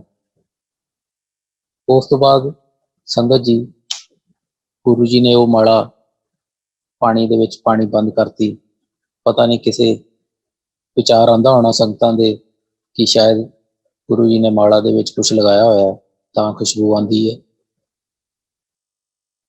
ਗੁਰੂ ਜੀ ਨੇ ਆਪਣੀਆਂ ਉਸ ਤੋਂ ਬਾਅਦ 2 ਫਿੰਗਰਸ ਉਹ ਪਾਣੀ 'ਚ ਡਿਪ ਕਰਨੀਆਂ, ਮੰਤਰ ਜਾਪ ਕਰਨਾ, ਫਿਰ ਦੇਣਾ, ਸੇਮ ਫ੍ਰੈਗਨੈਂਸ ਆਣੀ। ਸੰਗਤ ਜੀ, ਉਸ ਤੋਂ ਬਾਅਦ ਉਹਨਾਂ ਨੇ ਇਹ ਵੀ ਬੰਦ ਕਰਤਾ, ਫਿਰ ਤਾਂ ਸਿਰਫ ਉਹ ਗਲਾਸਾਂ ਵੱਲ ਦੇਖਦੇ ਹੀ ਸੀ ਔਰ ਉਹ ਦੇਖਦੇ ਸੀ ਔਰ ਉਸ ਤੋਂ ਬਾਅਦ ਸਾਰਿਆਂ 'ਚੋਂ ਸਾਰਿਆਂ ਨੂੰ ਜਲ ਪ੍ਰਸ਼ਾਦ ਦਿੱਤਾ ਜਾਂਦਾ ਸੀਗਾ ਔਰ ਸੇਮ ਫ੍ਰੈਗਨੈਂਸ ਆਉਂਦੀ ਸੀ। ਸੰਗਤ ਜੀ, ਔਰ ਇਹ ਗੁਰੂ ਜੀ ਦੀ ਮਹਿਮਾ ਹੈ, ਗੁਰੂ ਜੀ ਦੀ ਕਿਰਪਾ ਹੈ। ਗੁਰੂ ਜੀ ਨੇ ਸਾਰੀਆਂ ਸੰਗਤਾਂ ਨੂੰ ਉਹ ਜਲ ਪ੍ਰਸ਼ਾਦ ਪਿਆਇਆ। ਉਸ ਤੋਂ ਬਾਅਦ ਚੰਡੀਗੜ੍ਹ ਚਲੇ ਗਏ, ਉਸ ਤੋਂ ਬਾਅਦ ਦਿੱਲੀ ਚਲੇ ਗਏ। ਉਸ ਤੋਂ ਬਾਅਦ ਨਹੀਂ ਮੈਨੂੰ ਪਤਾ ਕਿ ਉਹ ਜਲ ਪ੍ਰਸ਼ਾਦ ਗੁਰੂ ਜੀ ਦਿੰਦੇ ਰਹੇ ਹੈ ਜਾਂ ਨਹੀਂ। ਸੰਗਤ ਜੀ, ਜਦੋਂ ਅਸੀਂ ਗੁਰੂ ਜੀ ਦੇ ਕੋਲ ਜਾਂਦੇ ਹਾਂ ਤਾਂ ਸਾਡੇ ਮਨ ਦੇ ਭਾਵ ਵੀ ਚੇਂਜ ਹੁੰਦੇ ਹੈ, ਸਾਡਾ ਥਾਟ ਪ੍ਰੋਸੈਸ ਉਹ ਵੀ ਚੇਂਜ ਹੁੰਦਾ ਹੈ, ਸਾਡੀ ਜਿਹੜੀ ਆਤਮਾ ਹੈ ਉਹ ਪਿਓਰਿਟੀ ਵੱਲ ਜਾਂਦੀ ਹੈ। ਸਾਡੇ 'ਚ ਉਸ ਤੋਂ ਪਹਿਲਾਂ ਗੁਰੂ ਜੀ ਦੇ ਮਿਲਣ ਤੋਂ ਪਹਿਲਾਂ ਜੋ ਜ਼ਿੰਦਗੀ ਸੀ ਔਰ ਗੁਰੂ ਜੀ ਦੇ ਮਿਲਣ ਤੋਂ ਬਾਅਦ ਜੋ ਲਾਈਫ ਹੈ, ਬੜਾ ਹੀ ਚੇਂਜ ਆਉਂਦਾ ਹੈ, ਬੜੀ ਚੇਂਜ ਆਉਂਦੀ ਹੈ।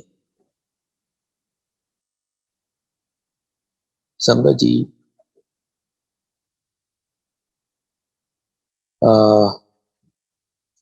89-90 ਦੀ ਘਟਨਾ ਹੈ। ਫਾਦਰ ਸਾਹਿਬ ਦੀ ਟ੍ਰਾਂਸਫਰ ਜਦੋਂ ਅੰਮ੍ਰਿਤਸਰ ਹੋ ਗਈ ਤਾਂ ਗੁਰੂ ਜੀ ਨੂੰ ਇੱਕ ਰਿਕੁਐਸਟ ਕੀਤੀ ਕਿ ਗੁਰੂ ਜੀ ਗਵਰਨਮੈਂਟ ਹਾਊਸ ਛੱਡਣਾ ਹੈ ਤੇ ਮੈਨੂੰ ਕੋਈ ਹਾਊਸ ਲੈ ਕੇ ਦਿਓ ਜਿਹੜਾ ਵਿਦਆਊਟ ਰੈਂਟ ਹੋਵੇ। ਉਹ ਸਭ ਗੁਰੂ ਜੀ ਨੂੰ ਪਤਾ ਸੀ ਔਰ ਗੁਰੂ ਜੀ ਨੇ ਇੱਕ ਹਾਊਸ ਲੈ ਕੇ ਦਿੱਤਾ ਵਿਦਆਊਟ ਰੈਂਟ, ਔਰ ਜਿਨ੍ਹਾਂ ਦਾ ਹਾਊਸ ਸੀਗਾ ਉਹ ਵੀ ਗੁਰੂ ਜੀ ਦੇ ਫਾਲੋਅਰ ਸੀਗੇ। ਉਹਨਾਂ ਦਾ ਨਾਮ ਸੀਗਾ ਸਰ ਜੀਵਨ ਰਾਮ। ਜਲੰਧਰ ਦੇ ਵਿੱਚ ਉਹਨਾਂ ਦੀ ਇੱਕ ਪ੍ਰਿੰਟਿੰਗ ਪ੍ਰੈਸ ਸੀ। ਇੱਕ ਦਿਨ ਪਤਾ ਲੱਗਿਆ ਕਿ ਅੰਕਲ ਬਹੁਤ ਬਿਮਾਰ ਹੈ, ਪਤਾ ਲੈ ਕੇ ਆਈਏ।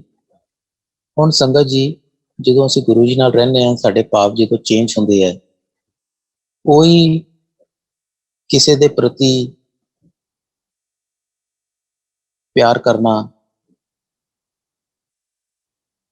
ਕਿਸੇ ਦੇ ਵਾਸਤੇ ਪ੍ਰੇਅਰ ਕਰਨਾ,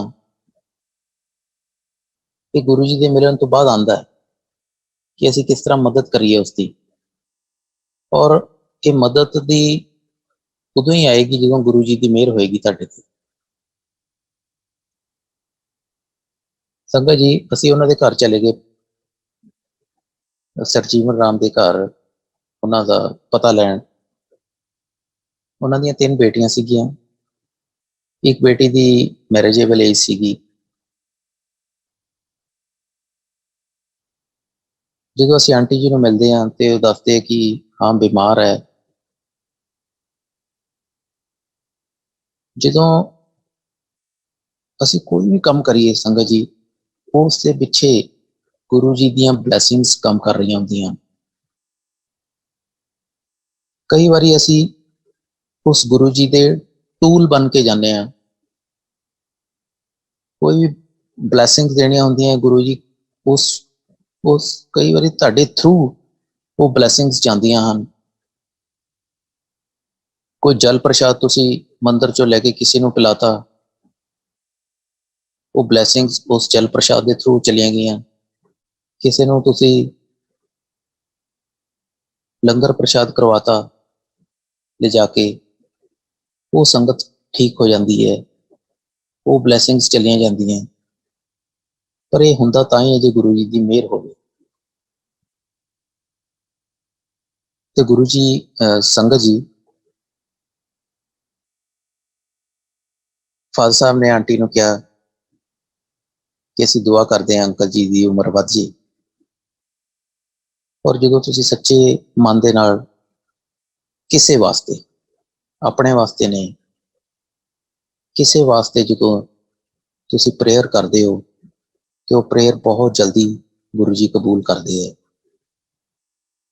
ਔਰ ਗੁਰੂ ਜੀ ਨੇ, ਫਾਦਰ ਸਾਹਿਬ ਨੇ ਕਿਹਾ ਕਿ ਅੰਕਲ ਜੀ ਦੀ ਉਮਰ ਵੱਧ ਜੇ, ਚਾਹੇ ਮੇਰੇ ਮੁੰਡੇ ਦੀ ਉਮਰ 5 ਸਾਲ ਘੱਟ ਹੋ ਜਾਵੇ। ਇੱਕ ਸੱਚੀ ਭਾਵਨਾ ਦੇ ਨਾਲ। ਹੁਣ ਗੁਰੂ ਜੀ ਨੂੰ ਹੀ ਪਤਾ ਹੈ, ਗੁਰੂ ਜੀ ਨੂੰ ਹੀ ਪਤਾ ਹੈ ਉਮਰ ਘਟਾਣੀ ਹੈ ਵਧਾਣੀ ਹੈ, ਇਹ ਤਾਂ ਉਸ ਪ੍ਰਮਾਤਮਾ ਹੀ ਜਾਣਦੇ ਹਨ। ਪਰ ਤੁਸੀਂ ਜੋ ਆਪਣਾ ਕੰਮ ਕਰਨਾ ਹੈ, ਤੁਸੀਂ ਆਪਣੀ ਸੱਚੀ ਪ੍ਰੇਅਰ ਕਰੋ।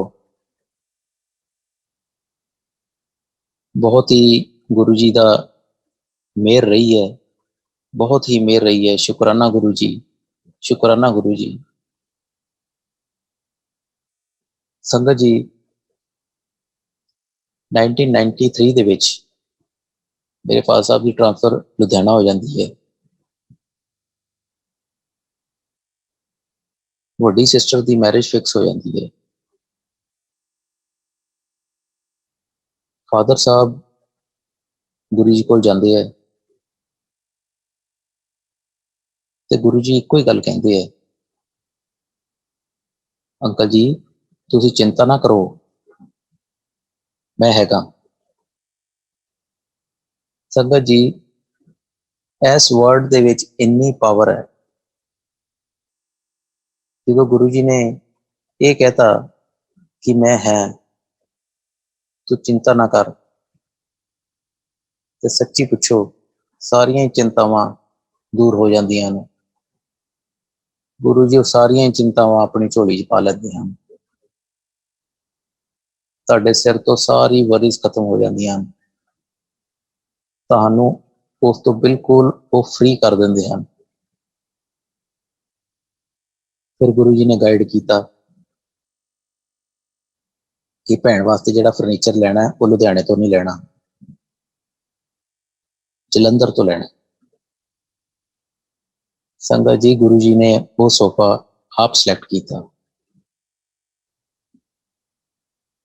ਜੋ ਛੋਟੇ ਮੰਦਿਰ ਦੇ ਵਿੱਚ ਗੁਰੂ ਜੀ ਜਿਸ ਗੱਦੀ ਤੇ ਵਿਰਾਜਮਾਨ ਹੁੰਦੇ ਸੀਗੇ, ਮੈਰੂਨ ਕਲਰ ਔਰ ਵੈਲਵੇਟ ਦਾ ਕੱਪੜਾ ਚੜਿਆ ਹੋਇਆ, ਜਿਸ ਤੇ ਗੁਰੂ ਜੀ ਬੈਠਦੇ ਸੀਗੇ, ਗੁਰੂ ਜੀ ਨੇ ਸੇਮ ਟੂ ਸੇਮ ਉਸ ਤਰ੍ਹਾਂ ਦਾ ਸੋਫਾ ਸੈੱਟ ਬਣਵਾ ਕੇ ਦਿੱਤਾ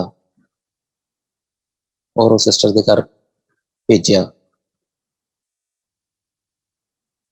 ਸ਼ਾਦੀ ਤੋਂ ਬਾਅਦ ਜਦੋਂ ਸਿਸਟਰ ਗੁਰੂ ਜੀ ਕੋਲ ਮੱਥਾ ਟੇਕਣ ਜਾਂਦੀ ਹੈ ਤਾਂ ਗੁਰੂ ਜੀ ਨੂੰ ਕਹਿੰਦੇ ਹੈ, ਗੁਰੂ ਜੀ ਸੋਫਾ ਬੜਾ ਸੋਹਣਾ। ਤੇ ਫਿਰ ਗੁਰੂ ਜੀ ਅੱਗੋਂ ਹੱਸ ਕੇ ਕਹਿੰਦੇ ਹੈ, ਦੇਖਿਆ ਫਿਰ ਗੁਰੂ ਜੀ ਦੀ ਚੁਆਇਸ। ਤੇ ਸੰਗਤ ਜੀ, ਗੁਰੂ ਜੀ ਦੀਆਂ ਬਲੈਸਿੰਗਸ ਇੱਥੇ ਹੀ ਖਤਮ ਨਹੀਂ ਹੋ ਜਾਂਦੀਆਂ। ਜਦੋਂ ਸਿਸਟਰ ਦੀ ਡਿਲੀਵਰੀ ਹੋਣੀ ਸੀ ਜਲੰਧਰ, ਗੁਰੂ ਜੀ ਆਪ ਹਸਪੀਟਲ ਪਹੁੰਚ ਜਾਂਦੇ ਔਰ ਉਸਨੂੰ ਬੇਟਾ ਬਲੈਸ ਕਰਦੇ ਹੈ। ਗੁਰੂ ਜੀ ਹਰ ਵਕਤ ਆਪਣੇ ਨਾਲ ਹੈ, ਹੁਣ ਵੀ ਆਪਣੇ ਨਾਲ ਹੈ, ਹਰ ਪਲ ਨਾਲ ਹੈ। ਸੰਗਤ ਜੀ,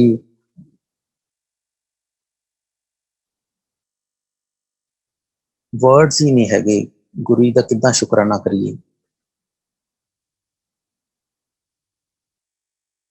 ਇੱਕ ਹੋਰ ਛੋਟਾ ਜਿਹਾ ਸਤਸੰਗ ਹੈ। ਫਾਦਰ ਸਾਹਿਬ ਗੁਰੂ ਜੀ ਕੋਲ ਦਿੱਲੀ ਜਾਂਦੇ ਹੈ ਮਿਲਣ,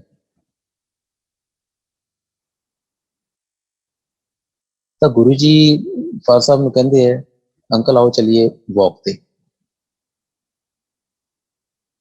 ਗੁਰੂ ਜੀ ਤੇ ਫਾਦਰ ਸਾਹਿਬ ਵਾਕ ਤੇ ਚਲੇ ਜਾਂਦੇ ਹੈ। ਹੁਣ ਗੁਰੂ ਜੀ ਜਦੋਂ ਚੱਲਦੇ ਸੀਗੇ, ਵਾਕ ਕਰਦੇ ਸੀਗੇ, ਬਹੁਤ ਫਾਸਟ ਕਰਦੇ ਸੀਗੇ, ਆਪਾਂ ਨਹੀਂ ਚੱਲ ਸਕਦੇ ਸੀ ਉਹਨਾਂ ਨਾਲ। ਫਾਦਰ ਸਾਹਿਬ ਥੋੜੀ ਦੂਰ ਜਾਂਦੇ ਹੈ ਤਾਂ ਗੁਰੂ ਜੀ ਨੂੰ ਹੱਥ ਜੋੜਦੇ ਹੈ ਕਿ ਗੁਰੂ ਜੀ ਮੈਂ ਤਾਂ ਥੱਕ ਗਿਆ, ਮੈਂ ਤੁਹਾਡੇ ਨਾਲ ਨਹੀਂ ਚੱਲ ਸਕਦਾ। ਗੁਰੂ ਜੀ ਹੱਸ ਪਏ, ਕਹਿੰਦੇ ਅੰਕਲ ਜੀ ਐਂ ਕਰੋ, ਉਹ ਪਿੱਛੇ ਜੇ ਆਪਣੀ ਗੱਡੀ ਆਉਂਦੀ ਹੈ ਨਾ, ਤੁਸੀਂ ਉਹਦੇ 'ਚ ਬੈਠ ਜਾਓ। ਔਰ ਸੰਗਤ ਜੀ, ਫਾਦਰ ਸਾਹਿਬ ਤਾਂ ਗੱਡੀ 'ਚ ਬੈਠ ਜਾਂਦੇ ਹੈ, ਡਰਾਈਵਰ ਚਲਾ ਰਿਹਾ ਹੈ ਔਰ ਗੁਰੂ ਜੀ ਉਸ ਗੱਡੀ ਦੇ ਅੱਗੇ ਅੱਗੇ ਚੱਲ ਰਹੇ ਹੈ। ਔਰ ਮੇਰੇ ਫਾਦਰ ਸਾਹਿਬ ਦੇ ਭਾਵ ਆਉਂਦੇ ਹੈ ਕਿ ਦੇਖੋ, ਜਿਸ ਦੇ ਅੱਗੇ ਅੱਗੇ ਗੁਰੂ ਜੀ ਚੱਲ ਰਹੇ ਹੈ, ਉਸਦੇ ਲਾਈਫ ਦੇ ਵਿੱਚ ਕੋਈ ਪ੍ਰੋਬਲਮ ਨਹੀਂ ਆ ਸਕਦੀ। ਜਦੋਂ ਗੁਰੂ ਜੀ ਨਾਲ ਡਾਇਰੈਕਟ ਕਨੈਕਸ਼ਨ ਬਣ ਜੇ ਤਾਂ ਫਿਰ ਗੁਰੂ ਜੀ ਆਪ ਚੱਲ ਕੇ ਆਉਂਦੇ ਹੈ ਗੁਰੂ ਜੀ ਆਪ ਕੰਮ ਕਰਦੇ ਹੈ। ਉਹ ਜਿਸ ਰਸਤੇ ਤੇ ਸਾਨੂੰ ਕੁਝ ਨਜ਼ਰ ਨਹੀਂ ਆਉਂਦਾ, ਉੱਥੇ ਉਹ ਸਾਨੂੰ ਰੋਸ਼ਨੀ ਦਿਖਾਉਂਦੇ ਆ। ਉਹ ਆਪਣੇ ਭਗਤਾਂ ਨੂੰ ਡਿੱਗਣ ਵੀ ਨਹੀਂ ਦਿੰਦੇ, ਬਾਂਹ ਫੜ ਕੇ ਉਸ ਮੁਸੀਬਤ ਵਾਲੀ ਘੜੀ ਚੋਂ ਨਿਕਾਲ ਕੇ ਲੈ ਜਾਂਦੇ ਆ। ਜੈ ਗੁਰੂ ਜੀ, ਸ਼ੁਕਰਾਨਾ ਗੁਰੂ ਜੀ, ਲੱਖ ਲੱਖ ਸ਼ੁਕਰਾਨਾ।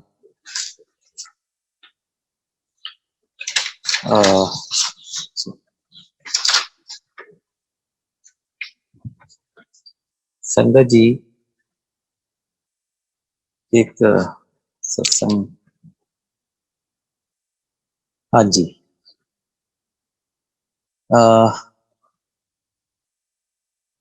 गुरु जी ਜਲੰਧਰ ਮੰਦਰ ਦੇ ਵਿੱਚ ਸੀ, ਉਦੋਂ ਘਰ ਮੈਸੇਜ ਭੇਜਦੇ ਹੈ ਕਿ ਅਸ਼ੋਕ ਨੂੰ ਕਹਿਣਾ ਕਿ ਅੱਜ ਰਾਤ ਨਾ ਮੇਰੇ ਕੋਲ ਹੀ ਰਹਿ ਜਾਏਗਾ, ਅੱਜ ਕੋਈ ਤਬੀਅਤ ਕਹਿੰਦੇ ਮੇਰੀ ਠੀਕ ਨਹੀਂ ਹੈ। ਸੰਗਤ ਜੀ, ਮੈਂ डिनर करके गुरु जी को जाना। गुरु जी अपने रूम च नहीं, गुरु जी जिथे कहते सी ऑपरेशन थिएटर है, जिससे संगतां नूं ठीक करते सीगे वो चम्मच लगा के, उत्थे थल्ले आसन लगाया हुंदा, लेटे हुंदे है। मैं बाहरों दरवाजा खोल के एंटर करदा, पैरी हथ लगाना। मैं गुरु जी नूं पुछदा, गुरु जी की गल हो गई? गुरु जी मेरे वाल बांह करदे है ते मैं गुरु जी की बांह फड़ी और गुरु जी नूं कहा कि गुरु जी थोड़ा गरम गरम लगदा है, टैंपरेचर लगदा है। कहंदे हाँ महसूस तो हुंदा है। मैं गुरु जी नूं फिर पूछा, मैं कहा गुरु जी मैं डॉक्टर नूं बुला के लियावां? गुरु जी मैनूं कहंदे कोई डॉक्टर नूं नहीं बुला के लियाना। हुण संगत जी मैनूं हुण सच्ची पुछो, गुरु जी तो आप डॉक्टरां नूं ठीक करदे सी, हुण मेरे कोल जिहो जी सोच सीगी, मैं तो वही गुरु जी नाल शेयर कीती। मैं कहा गुरु जी मैं घर जाना और थर्मामीटर लैके आना। संगत जी मैं घर गया, थर्मामीटर ले आया। गुरु जी नूं मैं जदों थर्मामीटर लगाया, गुरु जी नूं लगाना ना आवे, जो मैं नोट किया तो गुरु जी नूं टैंपरेचर सी 102। मैं कहा गुरु जी 102 टैंपरेचर है, ते मैं ना तुहाडे वास्ते मैडिसन लैके आना। संगत जी मैं आप ही गया मैडिसन शॉप ते, उन्होंने दस्सिया टैंपरेचर इन्ना है। मैं मैडिसन ले आया। गुरु जी नूं मैं पिछे सहारा दे के बिठाया। गुरु जी नूं मैं मैडिसन दी। गुरु जी नूं सच्ची पूछो अपने संगत जी, गुरु जी नूं क्योंकि मैं तो कदे अगे देखिया नहीं कि गुरु जी ने कोई मैडिसन लीती है। मैं तो इहो जिहा कदे कोई इंसीडेंट नहीं देखे, ना मैं किसी तो सुनिया। जदों टेबलेट दी, वो टेबलेट गुरु जी नूं नहीं लैनी आई, वो मूँह च ही रह गई। मैं फिर गुरु जी नूं कहा, मैं कहा गुरु जी दोबारा पानी पियो। गुरु जी ने जदों दोबारा पानी पीता तो गुरु जी ने वो टेबलेट ले ली और गुरु जी लेट गए। मैं फिर गुरु जी ने पूछा, मैं कहा गुरु जी मैं कोई तुहाडे सिर दबादा या लत्तां घुटदा? मैनूं गुरु जी ने ना मना करता। मैनूं कहंदे अशोक तू जाके ना वो हॉल च ना लेट जा, सो जा।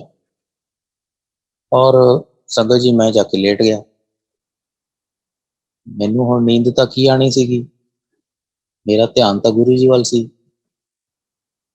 पर संगत जी मैनूं नहीं पता मैनूं कदों नींद आ गई।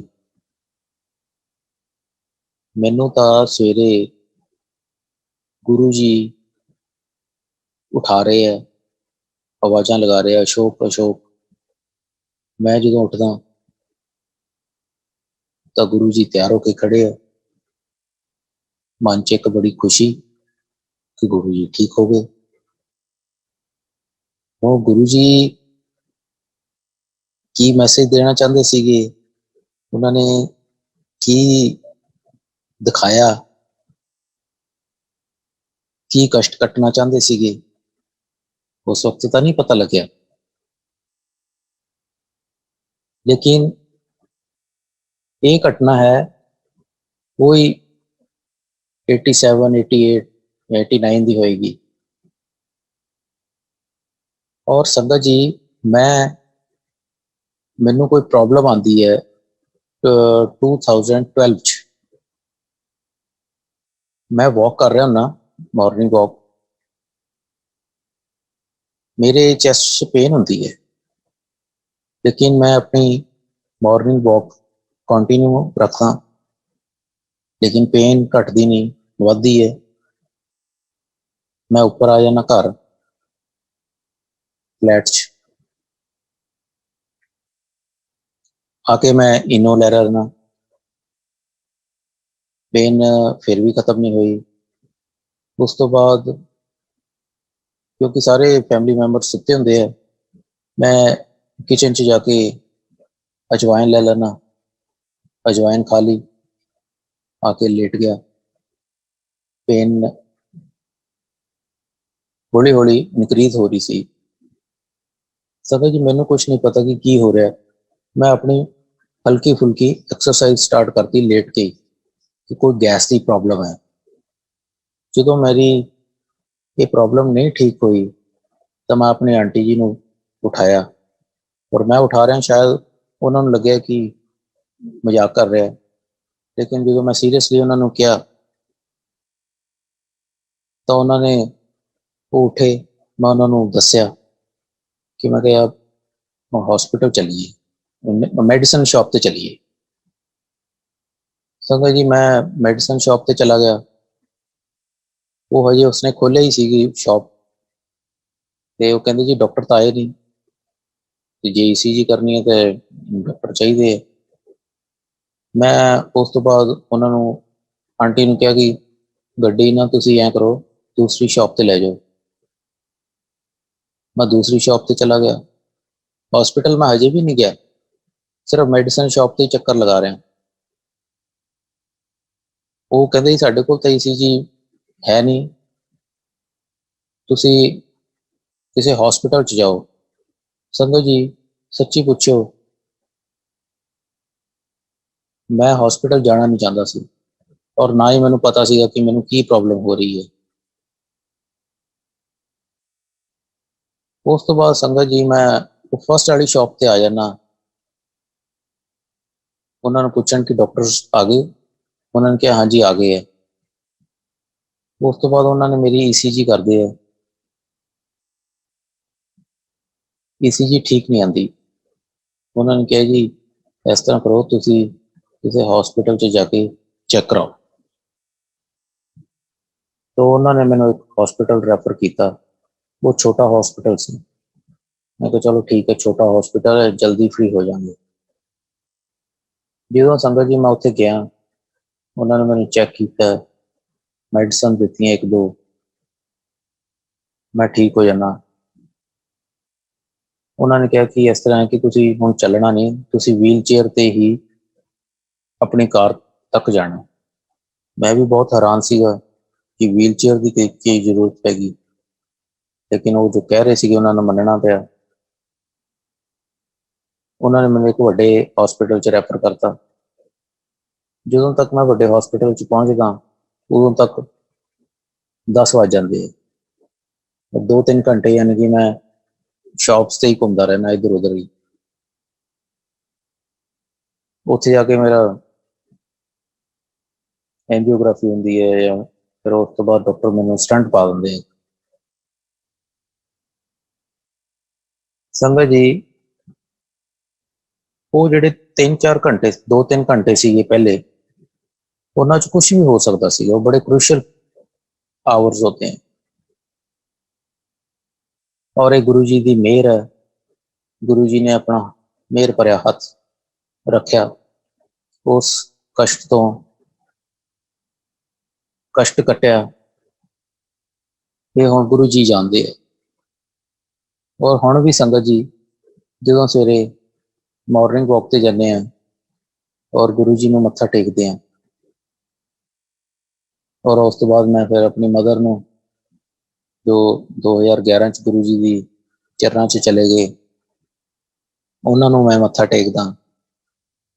और इस तरह ही लगता है, फीलिंग इस तरह आती है कि वो स्वरूप के विचों अपना हाथ कढ़ के मेरे सिर से रखते हैं, एक फीलिंग है।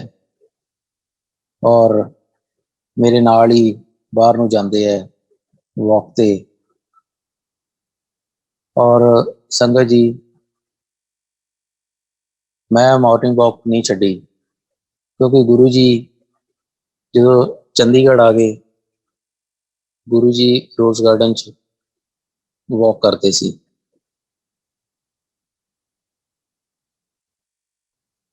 चंडीगढ़ च संगत काफ़ी आण लग गई थी।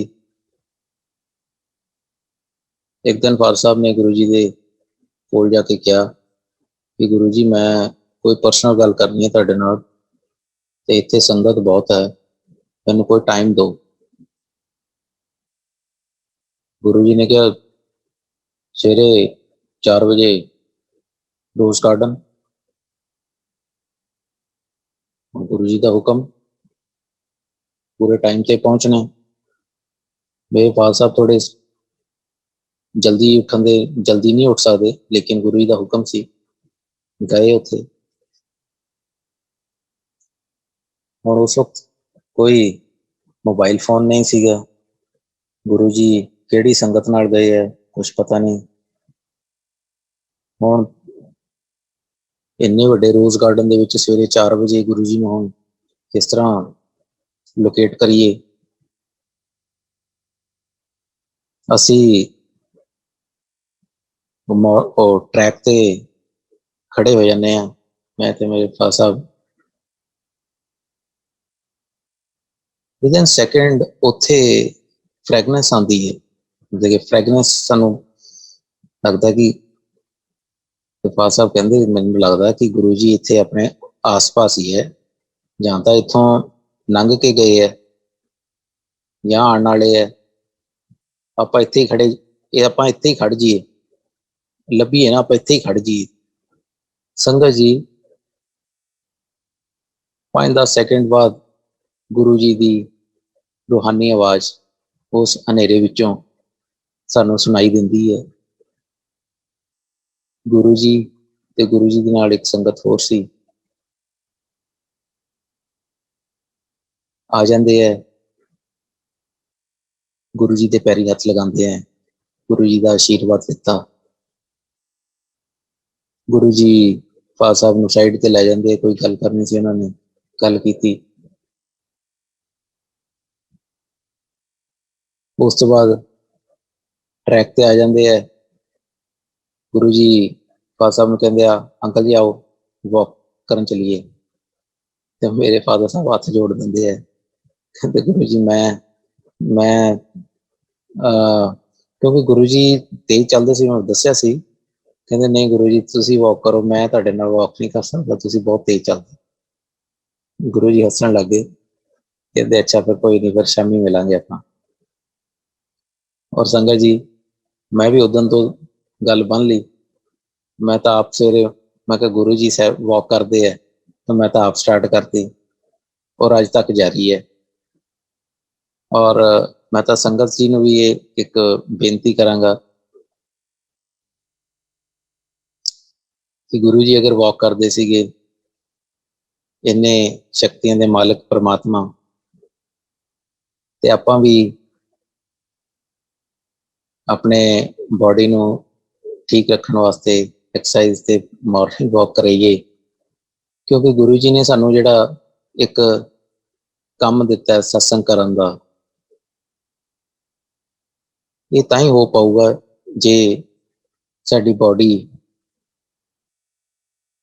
ठीक होएगी। ਔਰ ਇਹ ਠੀਕ ਤਾਂ ਹੀ ਹੋਏਗੀ ਜੇ ਕੋਈ ਅਸੀਂ ਗੁਰੂ ਜੀ ਦੀ ਕਿਰਪਾ ਹੈ वॉक करिए या एक्सरसाइज करिए, बाकी तो गुरु जी का हुक्म है। ये मेरी अपनी पर्सनल राय है।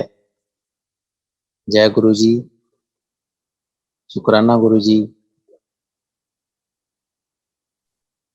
आंटी टाइम है? हाँ जी अंकल, मैं पहले ही तुहानू कहा है, साडे वास्ते टाइम लिमिट नहीं है।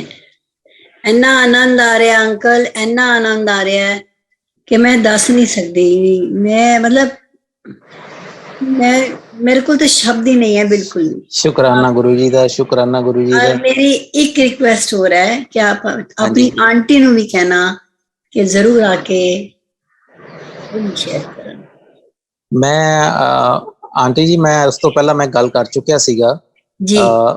ਉਹ ਕਹਿ ਰਹੇ ਸੀ ਕਿ ਮੈਨੂੰ ਹਜੇ ਗੁਰੂ ਜੀ ਦਾ ਹੁਕਮ ਨਹੀਂ ਹੋਇਆ। ਮੈਂ ਕਿ ਚਲੋ ਠੀਕ ਹੈ, ਜਦੋਂ ਤੁਹਾਨੂੰ ਹੁਕਮ ਹੋਏਗਾ ਤੁਸੀਂ कर लियो सत्संग शेयर। और अंकल एक और मैं तुहानू दिखा दिया, तुसी प्ले जाके देखो पार्टिसिपेंट विच, ए मेरा रब जो तुसी बोल रहे हो मेरा रब बोल रहा है, क्योंकि ये साक्षात प्रमाण है कि सारी संगत म्यूटेड है। जी चेक कर लो, कोई संगत एक्सेप्ट मी, मैं बोल रही हाँ तो मैं अनम्यूटेड हाँ, तां ही बोल पा रही हाँ। तुसी बोल रहे हो ते तुसी म्यूटेड हो तद भी बोल रहे हो, थोड़ी आवाज आ रही है। ठीक है, ठीक है। ये रब दी मेहर है, शुकराना है मेरे मालिक का। बस तुसी कंटिन्यू करो अंकल। हाँ जी, मेहर है जी, मेहर है उन्हां दे, मेहर है जी उन्हां दी। मेहर तो बगैर कुछ नहीं हो सकता। बिल्कुल, कोई गुरु जी दे नाल जुड़ नहीं सकता, उन्हां दी मेहर दे नाल ही असीं जुड़े हैं। बिल्कुल अंकल, आपको अनम्यूट होने की ऑप्शन आई थी, लेकिन आप म्यूटेड हो अभी भी, and you are still speaking. ओ मेरे रब दी मेहर है, बस मैं मेहर ही बोलनी। थैंक यू आंटी जी। हाँ जी, कंटिन्यू करो अंकल। संगत जी,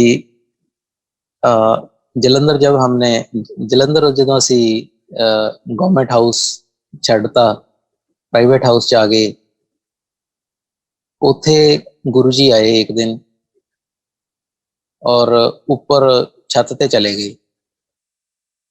छत ते जाके जो ऊपर छत ते एक फोल्डिंग बैड पिया सीगा, वो असी बिछाता और गुरु जी कहते कि मेरी ना इत्थे मालिश करो तुसीं सारे भैन भरा।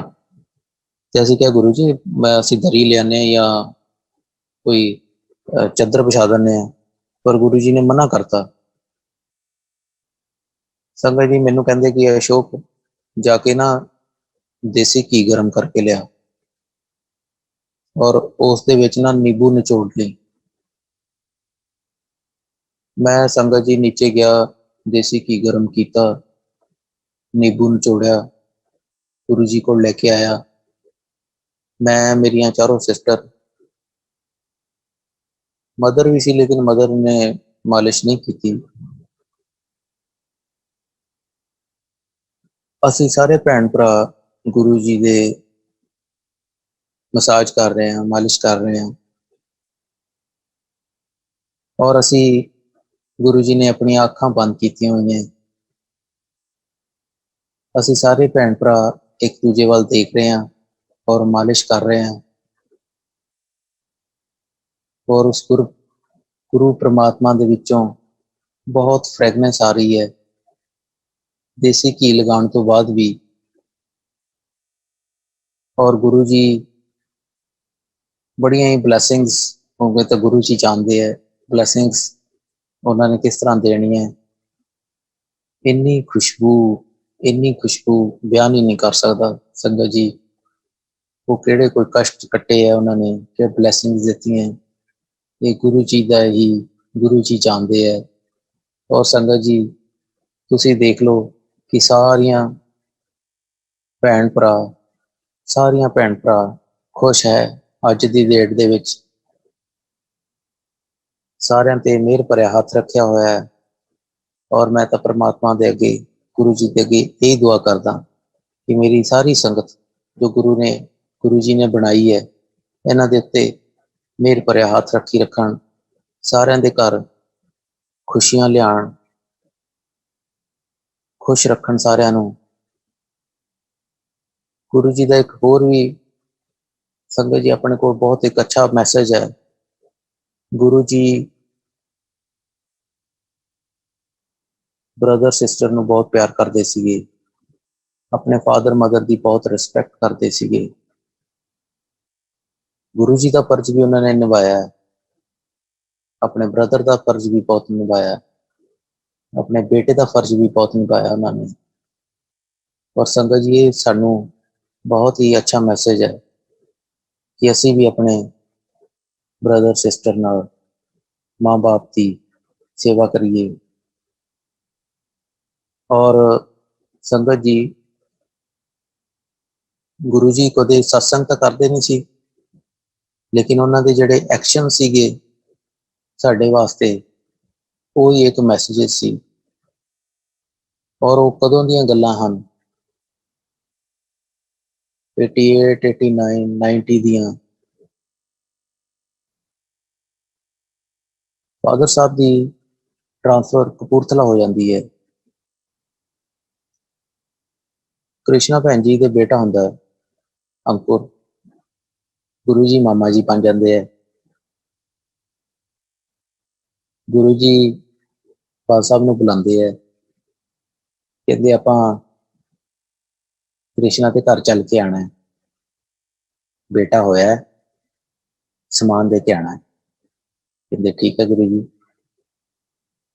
ਸੰਗਤ ਜੀ ਫਾਦਰ ਸਾਹਿਬ ਤੇ ਗੁਰੂ ਜੀ ਦੋਨੋਂ ਕ੍ਰਿਸ਼ਨਾ ਭੈਣ ਜੀ ਦੇ ਘਰ ਜਾਂਦੇ ਹਨ, ਉਹ ਸਮਾਨ ਦੇ ਕੇ ਆਉਂਦੇ ਹਨ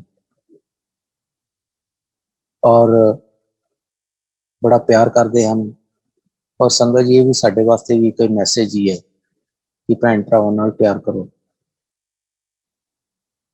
ਔਰ ਸੰਗਤ ਜੀ ਬਹੁਤ ਬਹੁਤ ਸ਼ੁਕਰਾਨਾ ਗੁਰੂ ਜੀ ਦਾ, ਬਹੁਤ ਬਹੁਤ ਸ਼ੁਕਰਾਨਾ ਗੁਰੂ ਜੀ ਦਾ। ਸੰਗਤ ਜੀ ਇੱਕ ਲੁਧਿਆਣੇ ਦਾ ਸਤਸੰਗ ਹੈ,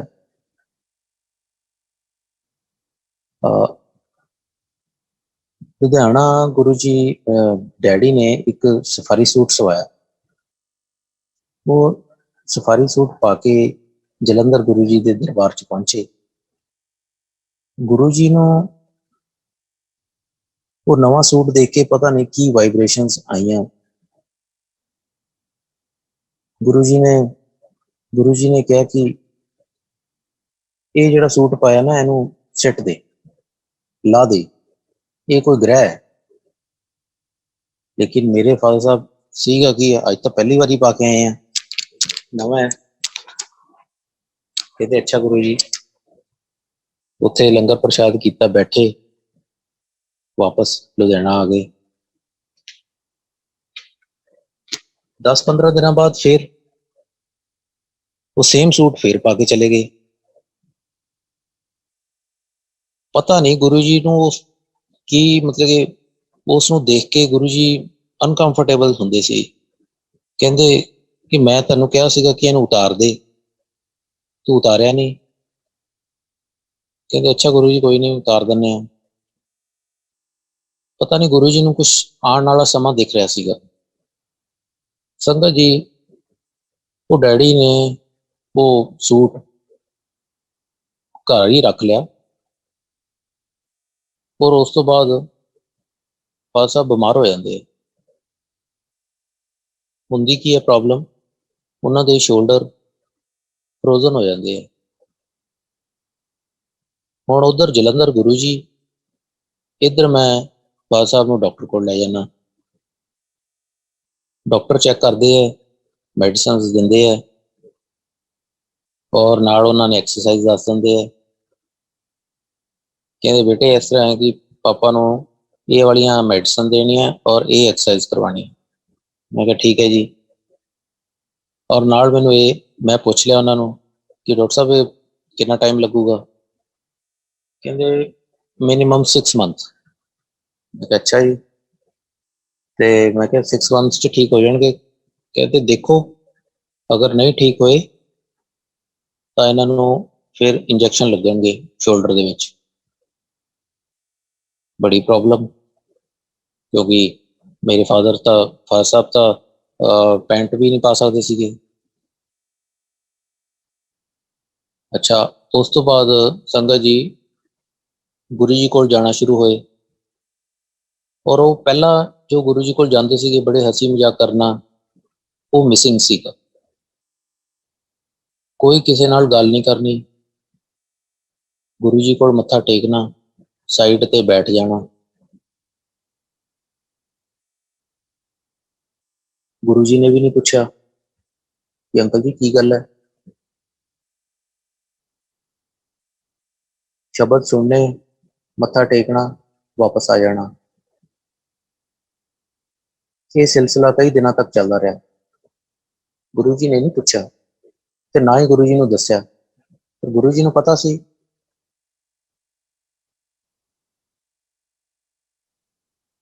ਮੈਨੂੰ ਜਸਟਿਸ ਅਮਰਬੀਰ ਗਿੱਲ ਪੁੱਛਦੇ ਆ ਕਿ ਪਾਪਾ ਨੂੰ ਕੀ ਹੋਇਆ। ਮੈਂ ਕਿਹਾ ਵੀ ਪਤਾ ਨਹੀਂ, ਕਹਿੰਦੇ ਇਹ ਬੋਲਦੇ ਹੀ ਨਹੀਂ, ਚੁੱਪ ਚੁੱਪ ਰਹਿੰਦੇ ਆ।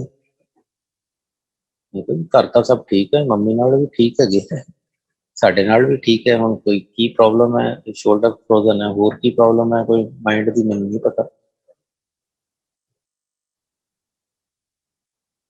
ਇੱਕ ਦਿਨ ਲੁਧਿਆਣਾ ਗੁਰੂ ਜੀ ਅਚਾਨਕ ਆ ਜਾਂਦੇ ਆ ਦੁਪਹਿਰ ਨੂੰ। ਮੰਮੀ ਨੂੰ ਪੁੱਛਦੇ ਆ, ਮਾਇਆ ਆਂਟੀ ਅੰਕਲ ਕਿੱਥੇ ਹੈ। ਮੰਮੀ ਕਹਿੰਦੇ ਆ ਗੁਰੂ ਜੀ ਉਹ ਆਪਣੇ ਰੂਮ 'ਚ ਲੇਟੇ ਹੋਏ ਆ। ਗੁਰੂ ਜੀ ਰੂਮ ਵੱਲ ਚੱਲ ਪੈਂਦੇ ਆ, ਡੋਰ ਖੋਲਦੇ ਆ ਤੇ ਰੂਮ ਬੰਦ ਕਰ ਲੈਂਦੇ। ਅਸੀਂ ਬਾਹਰ ਹਾਂ, 10-15 ਮਿੰਟ ਅੰਦਰ ਰਹਿੰਦੇ ਆ, ਫਿਰ ਗੁਰੂ ਜੀ ਚਲੇ ਜਾਂਦੇ ਆ। ਉਸ ਵਕਤ ਤਾਂ ਸਾਹਿਬ ਨੂੰ ਪੁੱਛਣ ਦੀ ਹਿੰਮਤ ਨਹੀਂ ਹੋਈ, ਨਾ ਮੰਮੀ ਨੇ ਵੀ ਪੁੱਛਿਆ,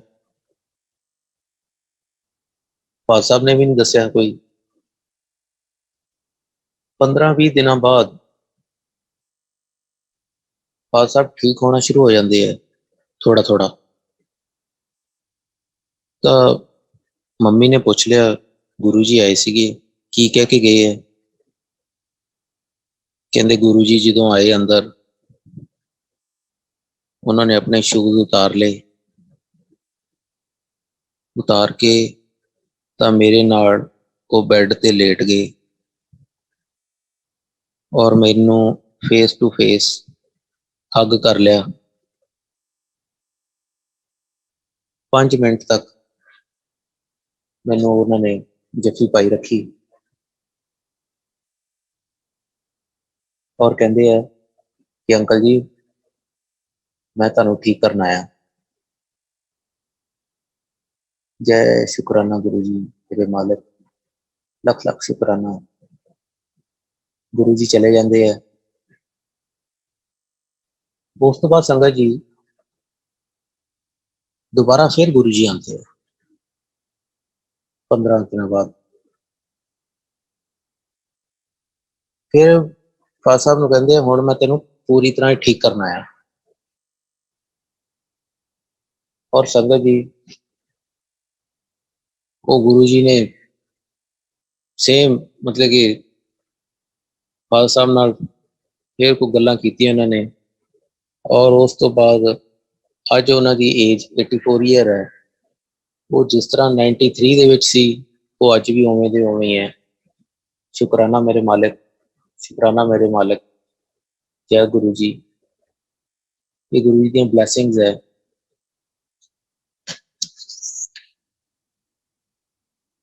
ਸੰਗਤ ਜੀ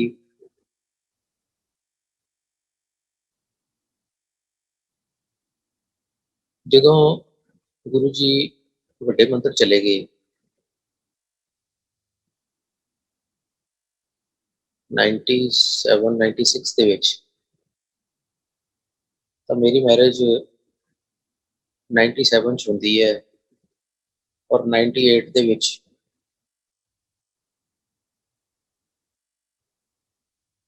ਮੰਮੀ ਡੈਡੀ ਸਾਨੂੰ ਗੁਰੂ ਜੀ ਕੋਲ ਲੈ ਕੇ ਜਾਂਦੇ ਆ ਆਂਟੀ ਨੂੰ ਮੱਥਾ ਟਿਕਾਉਣ ਵਾਸਤੇ ਅੰਪਾਇਰ ਸਟੇਟ। ਉੱਥੇ ਗੁਰੂ ਜੀ ਦੇ ਚਰਨਾਂ 'ਚ ਬੈਠਦੇ ਆ, ਗੱਲਾਂ ਬਾਤਾਂ ਹੁੰਦੀਆਂ, ਲੰਗਰ ਪ੍ਰਸ਼ਾਦ ਕਰਦੇ ਆ, ਟਾਈਮ ਕਾਫੀ ਹੋ ਜਾਂਦਾ ਹੈ। ਫਿਰ ਫਾਦਰ ਸਾਹਿਬ ਗੁਰੂ ਜੀ ਨੂੰ ਕਹਿੰਦੇ, ਗੁਰੂ ਜੀ ਟਾਈਮ ਬਹੁਤ ਹੋ ਗਿਆ, ਇਜਾਜ਼ਤ ਦੇ ਦਿਓ। ਗੁਰੂ ਜੀ ਕੋਈ ਗੱਲ ਸੁਣਦੇ ਨਹੀਂ ਉਹਨਾਂ ਦੀ, ਦੂਸਰੀ ਸੰਗਤ ਨਾਲ ਗੱਲ ਕਰਦੇ। ਇਹ 10 ਮਿੰਟ ਬਾਅਦ ਫਿਰ ਕਹਿਣ, ਗੁਰੂ ਜੀ ਟਾਈਮ ਬਹੁਤ ਹੋ ਗਿਆ, ਜਾਣਾ। ਪਰ ਗੁਰੂ ਜੀ ਨੇ ਇਜਾਜ਼ਤ ਨਹੀਂ ਦਿੱਤੀ। टाइम हो गया 12 तो ऊपर। गुरु जी ने क्या सारे चलो बड़े मंदिर चलिए। असी भी गुरु जी नाल ही चल पे, गुरु जी की गड्डी में फॉलो करने लगे, बड़े मंदिर पहुंच गए। बड़े मंदिर काम चल रहा सी 98। गुरु जी ने पहला तो लॉन दिखाया, प्लांट्स दिखाए, फिर गुफा दिखाई मेडिटेशन वाली, फिर अंदर ले गए, फिर हॉल दिखाया, फिर अपना रूम दिखाया, सारा कुछ दसिया क्या रूम है, इतनी एंट्री होएगी, इतने बैठना है, इतने संगत बैठेगी। और जो संगत जो शिवलिंग है उसके नीचे खड़े सी मैं, मेरी आंटी, फादर मदर, गुरु जी। और गुरु जी ने उत्थे खड़े होके क्या कि मैं इस वो शिवलिंग के विच इन्नी पावर भरती है कि जेड़ा भी इत्थे आके ਇਹਦੇ नीचे या इत्थे आके अरदास करेगा ਉਹਦੀਆਂ सारे कष्ट दूर होंगे। ये मेरे मतलब कि अखा अगे है, ये मैं सुने। संगत जी उस वेले मेरे पास साहब ने गुरु जी ने कहा कि गुरु जी मेरा भी एक रूम बड़े मंदिर बना दो। गुरु जी हसन लगे। गुरु जी ने पता सीगा कि यह भगत चाहे हाई कोर्ट का जज बन जाए चाहे सुप्रीम कोर्ट का जज बन जाए, इन्हें सच्ची कमाई करनी है, ये अपना मकान आप नहीं बना सकता। गुरु जी ने पता सी। और गुरु जी ने कहा कुड़ियां ब्याह लै, फिर तू मेरे को ही आगे रहना। गुरु जी ने कहा सीगा। जय गुरु जी, शुकराना गुरु जी।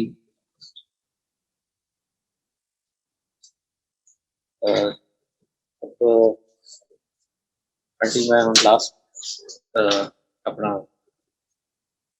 सत्संग लास्ट शेयर करांगा। परम पिता गुरु जी सबके हैं। गुरु जी सिर्फ डिवोशन च बन जाते हैं। जिस तरह की साडी भावना है वैस तरह का ही साडा सत्संग है। गुरु जी हमेशा ही सत्संग पे जोर देंदे सीगे, मतलब सच दा संग। असी कल्ले बैठ के भी सत्संग कर सकते हैं ਜਦੋਂ ਅਸੀਂ ਆਪਣੇ ਅੰਦਰ ਝਾਂਕੀਏ ਕਿ ਅਸੀਂ ਕੀ ਹਾਂ, ਅਸੀਂ ਕਿੱਥੇ ਹਾਂ, ਅਸੀਂ ਸਹੀ ਹਾਂ ਜਾਂ ਗਲਤ ਹਾਂ, ਫਿਰ ਗੁਰੂ ਜੀ ਦੀ ਕਿਰਪਾ ਨਾਲ ਉਹ ਵਿਜ਼ਡਮ ਆਉਂਦੀ ਹੈ।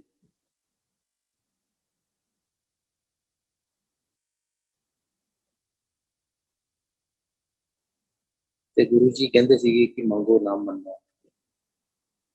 ਇਹ ਗੱਲ ਠੀਕ ਹੈ। ਗੁਰੂ ਜੀ ਕੋਲ ਤਾਂ ਵਰਡਸ ਬੋਲਣ ਦੀ ਵੀ ਜ਼ਰੂਰਤ ਨਹੀਂ ਹੈ, कुछ कहने की जरूरत नहीं है। गुरु जी सब कुछ जानते। इन्ने लखां बंदे जिन्ने भी संगत हैं ਬਹੁਤ ਸਾਰੇ ਸਤਸੰਗ ਸੁਣਦੇ ਹਾਂ, ਉਹਨਾਂ ਦੇ ਗੁਰੂ ਜੀ ਬਹੁਤ ਜਿਹੜੇ ਡਾਕਟਰਸ ਨੇ ਮਨਾ ਕਰਤਾ ਕਿ ਹਾਂ ਇਹ ਪ੍ਰੋਬਲਮ ਠੀਕ ਨਹੀਂ ਹੋ ਸਕਦੀ, ਇਹ ਤੁਹਾਡੀ ਬਿਮਾਰੀ ਠੀਕ ਨਹੀਂ ਹੋ ਸਕਦੀ, ਔਰ ਉਹਨਾਂ ਸੰਗਤਾਂ ਨੂੰ ਗੁਰੂ ਜੀ ਨੇ ਖੁਸ਼ੀਆਂ ਦਿੱਤੀਆਂ, ਉਹਨਾਂ ਨੂੰ ਠੀਕ ਕੀਤਾ। ਜੈ ਗੁਰੂ ਜੀ, ਸ਼ੁਕਰਾਨਾ ਗੁਰੂ ਜੀ। ਲਾਸਟ 'ਚ ਮੈਂ ਇਹੀ ਕਹੂੰਗਾ ਕਿ ਲਵ is god, God is love. प्यार च ही परमात्मा है, सब नाल प्यार करो। जय गुरु जी। और आंटी मेरे वालों सत्संग करते हुए कोई भूल चुक हो गई तो माफ करना। गुरु जी तुहाडा मेहर भरिया हथ साडे ते होवे, सारी संगत ते होवे, दोस्तों संगत ते रवे, सारिਆਂ ਨੂੰ खुशियां प्रदान करो। जय गुरु जी, जय गुरु।